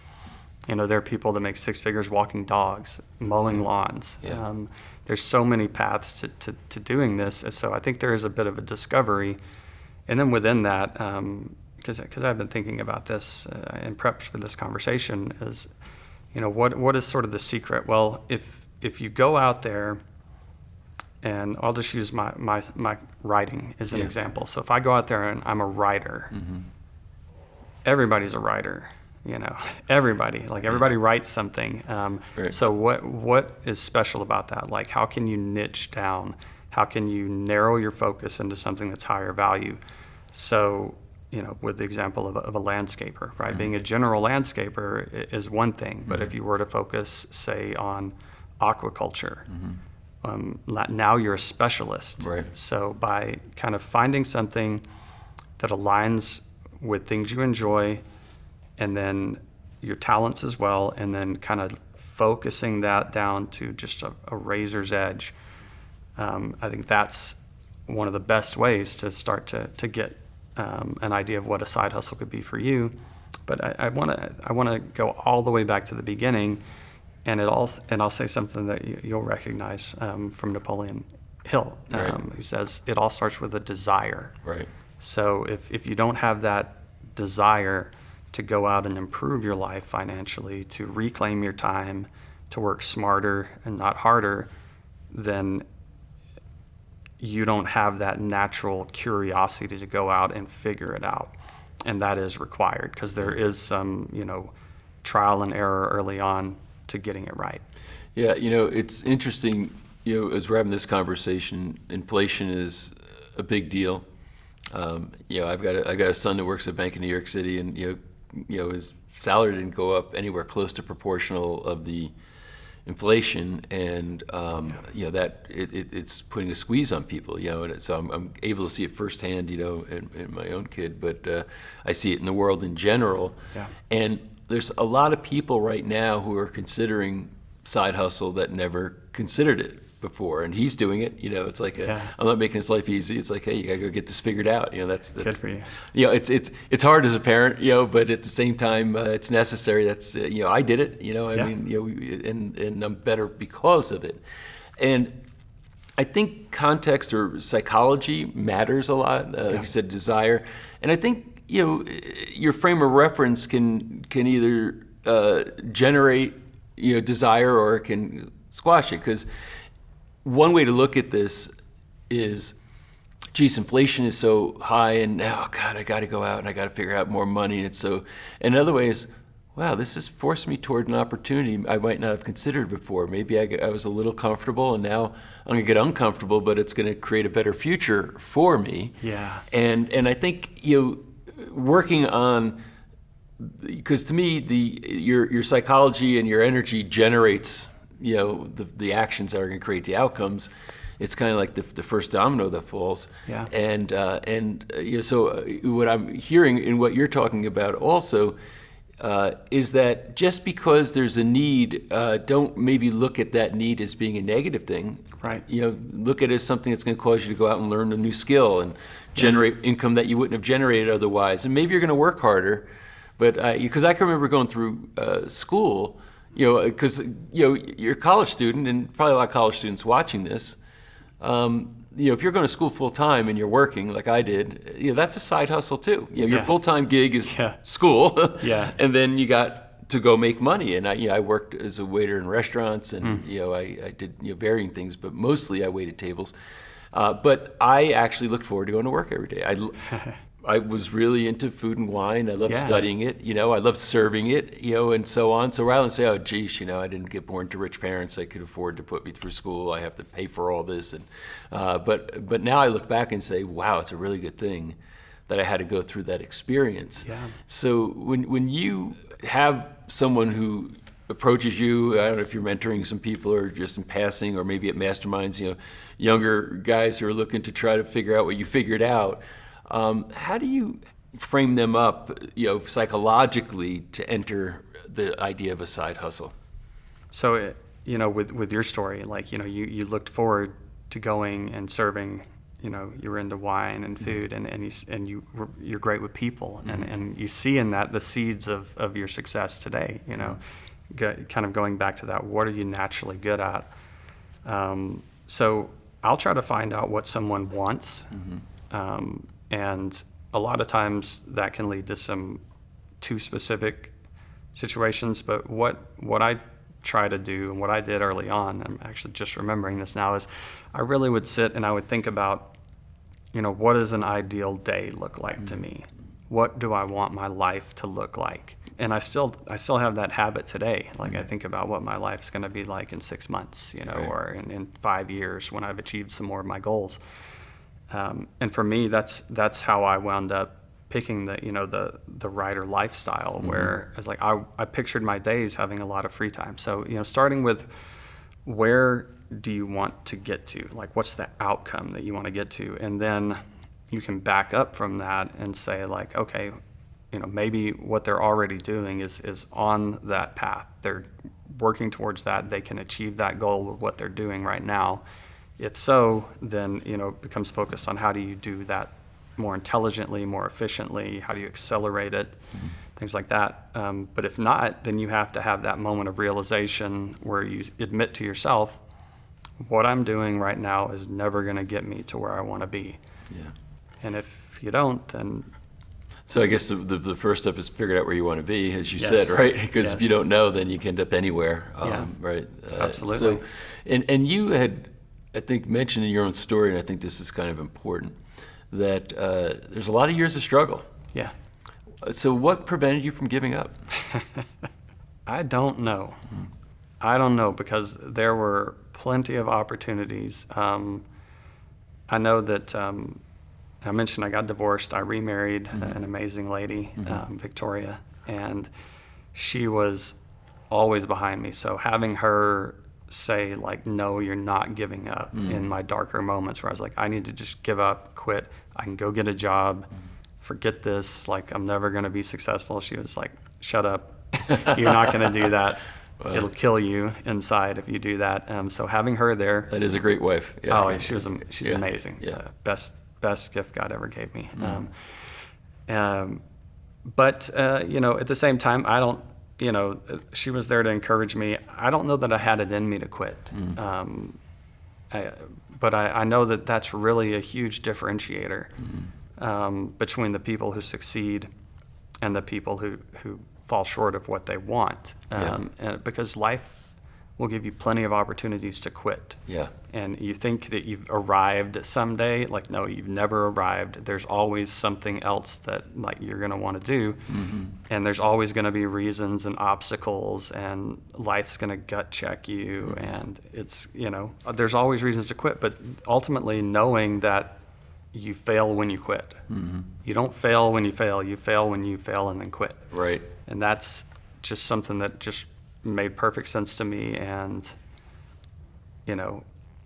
I just wanted it. Like, maybe it goes back to that desire. I wanted it too bad. Yeah.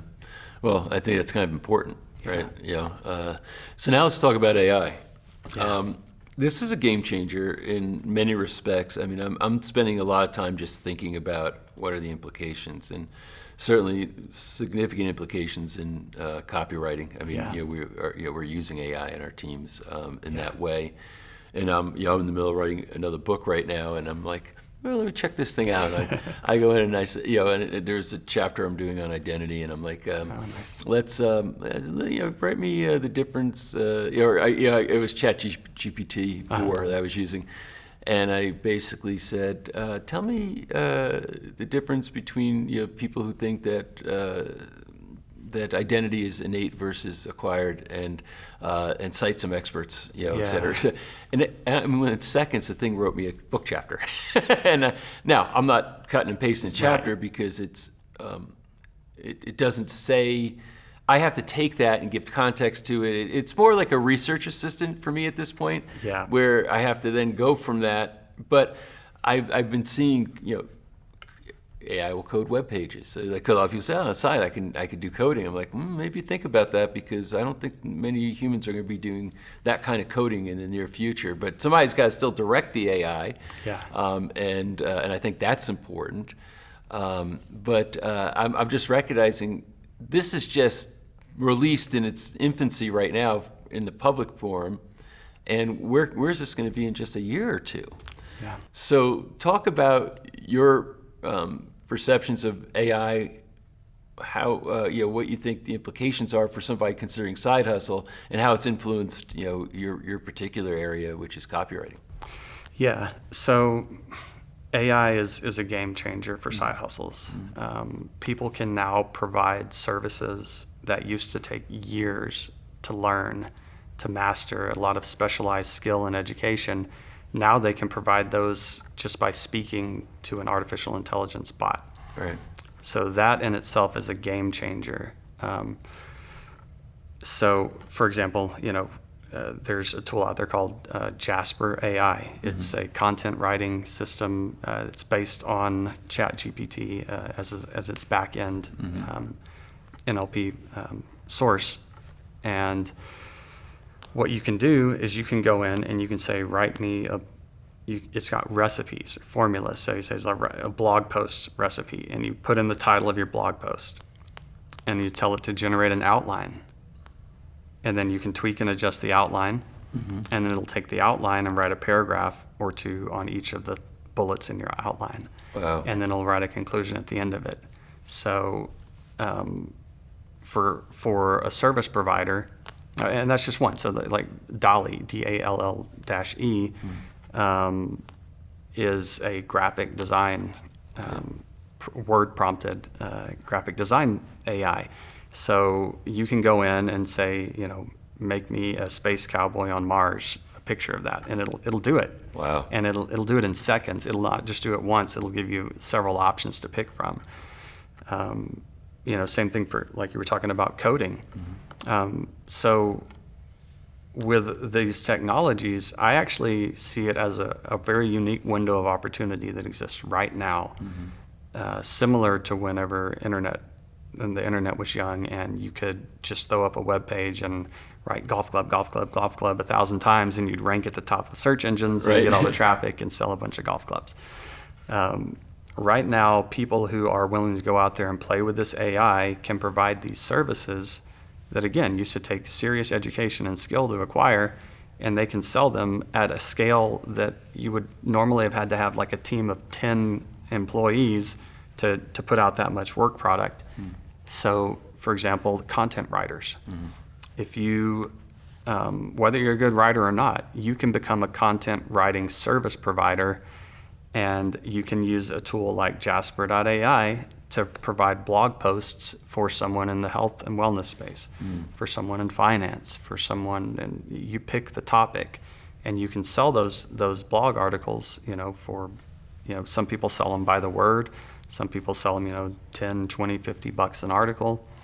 All of those things can be serviced and provided, and you can find clients for that on sites like, Upwork, which used to be Elance, you'll find them on Craigslist. There's all kinds of places where people are looking for that work. Same thing for coding, same thing for graphic design. You don't have to know how to use a graphic design program anymore to create people graphics. So now, I guess the idea is you have to learn how to manage AI. The AI, be what they call a prompt engineer, or somebody who knows how to prompt properly. Very much so. So if you were starting today, let's say, now let's roll the clock back, but say rather than the time when you read Rich Dad Poor Dad, read all the Dan Kennedy books, et cetera, and you had really developed your skills and went out into the marketplace. Yeah. Let's say that you're saying, okay, I need to create side hustle today. How would you approach it, given that AI is on the scene? Wow, well, that's a good question, because there's so many opportunities. I think I would probably look for a market that I felt I could, find and access easily. So, example, like Upwork. I would go on Upwork. I would see what jobs there are available there that I could fulfill with AI. And then I would become an expert at that particular AI, prompting it to generate the outputs that I wanted for that service.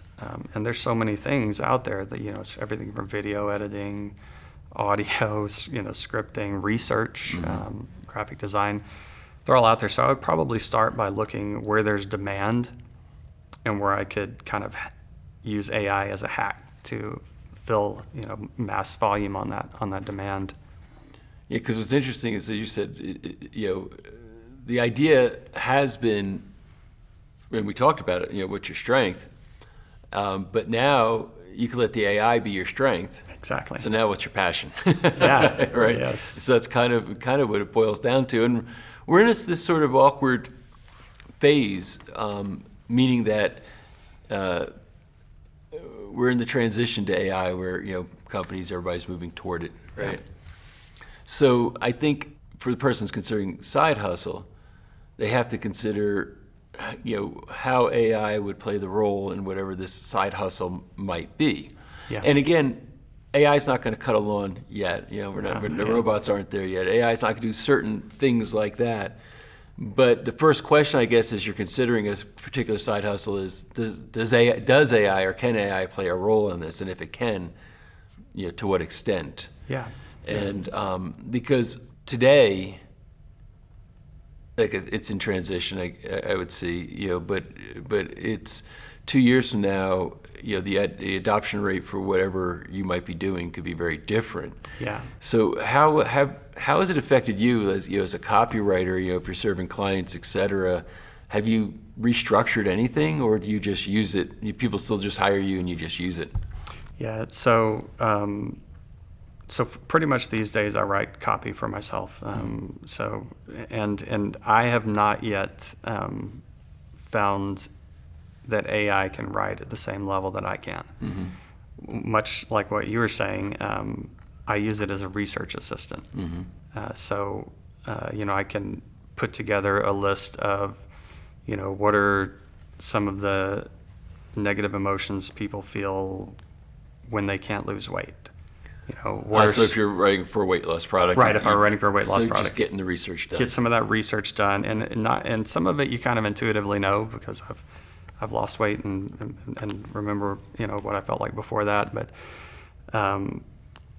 it'll help you kind of enumerate things and expand on some of your ideas and can be a prompt. So it's like a brainstorming partner for me there, and then helping me to list the reasons why someone might want to start a side hustle. Like what are some of the reasons they might feel like they're not able to do it? What are some of the psychological hurdles they're going to have to overcome to do that? And that helps me kind of handle objections in copy or things like that, and just understand who I'm talking to. But what I've found in some of my, and I also do content writing these days for my own stuff as well. And if you're just like doing some real basic, educational stuff, and you're not really doing thought leadership stuff, it's really powerful. What it hasn't gotten to yet is the ability to do what we're great at, which is putting different pieces together and being like a thought leader, meaning like, okay, these are the ways everybody else has done it, but what's the new and innovative idea that takes it to the next level? And AI can't do that. It really lives in the past. Yes. It doesn't create a future. It doesn't. Yes. It's not something that assembles new ideas, basically. That's right. Can you just, in case somebody doesn't understand the difference between content copy versus marketing copy. Yeah, absolutely. Marketing copy would bring someone closer to the point where they're making a purchase decision. So if I were to send an email out that gets someone to click over to a video that gets them to make a purchase decision, that email would be marketing copy, and the video would be sales copy. Yep. So, whenever people talk about copywriting, it's usually, either, marketing copy, whether it's social media, email, a brochure, or sales copy where they're actually trying to get someone to make a purchase decision. So the job of marketing copy is to get them to the sales copy, basically. Yes, And the very sales much copy's so. job is to get them to purchase. Yes, Yeah, yeah, okay. a little bit of pre-framing in there, Yeah. and there's a lot we could go into on copywriting, and it's fun to nerd out on that stuff. But those are the broad strokes. And then content marketing would be something like an educational piece, like a blog post that doesn't really have a selling objective. It might be to establish the authority of the person who is writing the content. So if you want to let people know that you're an expert on XYZ, there's nothing better than demonstrating your expertise on that topic with a great thought piece of content. Yeah. So where you're not trying to drive them to any sale, you're just basically Right. trying to educate them. Yeah. Got it. So one of the things I think people maybe AI is creating hesitation, I think, for some people, saying, "Geez, I don't know what to do now because this new thing is happening." Yeah. But tell me if you'd agree with this particular thought. My advice for people would be just get in and get started, and start learning whatever the thing is that you need to learn, that you're going to learn, your craft. And over time, once you start becoming more expert, you'll know how AI fits in and what to do. Because if you try to sit here and you get paralyzed by not making a decision or moving in a direction because you're just unsure what's going to happen with AI, I don't think any action you take is a waste. It just is it's like the guided missile thing. Never go straight to the target. It's always going back and forth till it hits a target. And I think AI is exciting and threatening all at the same time, right? Yeah. But don't let it feel threatening. I'd say go out there and start generating something. And to me, the first victory is that first dollar you earn, right? It's like, okay, that's money came in. Yeah, wow, that's pretty exciting. And then start building on that. So, do you have any kind of summary thoughts about somebody who right now is either struggling with a side hustle, it's not working, or is for the first time trying to say I want to get started in this direction? Yeah, I would say that while we are kind of in desperate economic times right now, like you said, that's definitely can be seen as a positive because it's going to push you out of your comfort zone, and that's where growth happens. At the same time, we're really in a position as a society to have side hustles. I mean, a lot of people are now working from home as a result of the lockdowns, and while there were a lot of negatives that came out of that, that is one positive where people have more time freedom, more autonomy as a result of that. So there's never really been a better time in history to start a side hustle. And this has really just been an evolution that's been growing for the last few decades. It's kind of the gig economy thing that they were talking about in the early 2000s. It's just a continuation of that. And it doesn't have to be, anything broad or grand. I think, there'll be a lot of people in this series who have a lot of really accessible ways to get started. And the key is just get out there and do it. Give it a try.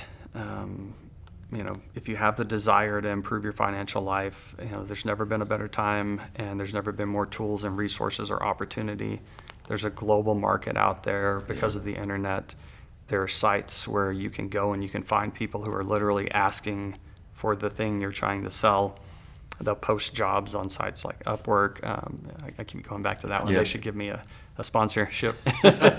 So there's that. And then, one of the things that happened to me as I was out there selling copywriting services is I branched off into marketing consulting because I found that as I was giving copywriting services, I was setting up to sell my services, I had to tell people what they needed because they didn't even know what they needed. Right. And then I realized, wait a second, that's a huge value to people. And I wound up working with some of the biggest publishing companies out there. As a result, companies doing hundreds of millions of dollars a year and bringing them this very same thing that I've been giving away for free for years. So I would look at that, like, what are you currently giving away for free that people would pay you to do? Yeah. And maybe that's a great place to wrap up. It is. So, Michael, it's been, I think, really informative to know your journey and kind of see where it went from high school to an early departure from the Marines to a tour on flight. It's a pretty engaging story as far as saying wow, and how this led to success. I mean, I'm on the inside of kind of this entrepreneurial world, and I know you're highly regarded, very highly regarded as a marketer and a copywriter, and so knowing where you came from to land there, I think should say that, hey, it's not anybody can do this, but people who have a commitment to do it, I think anybody can figure it out if they just have the commitment to figure it out. And that's really, I think, where it lands. So I appreciate you openly sharing your story and also sharing your current expertise. You're very welcome. Thank you, Patrick. For some more incredible six-figure side hustle episodes, check the video right there next to me. I think you'll love it. Continue to believe, and I'll see you there. If you are out there with visibility, a smart digital service professional, no matter what you do, social media, copywriting, video editing, web design, will never be hungry. It can never be famine again because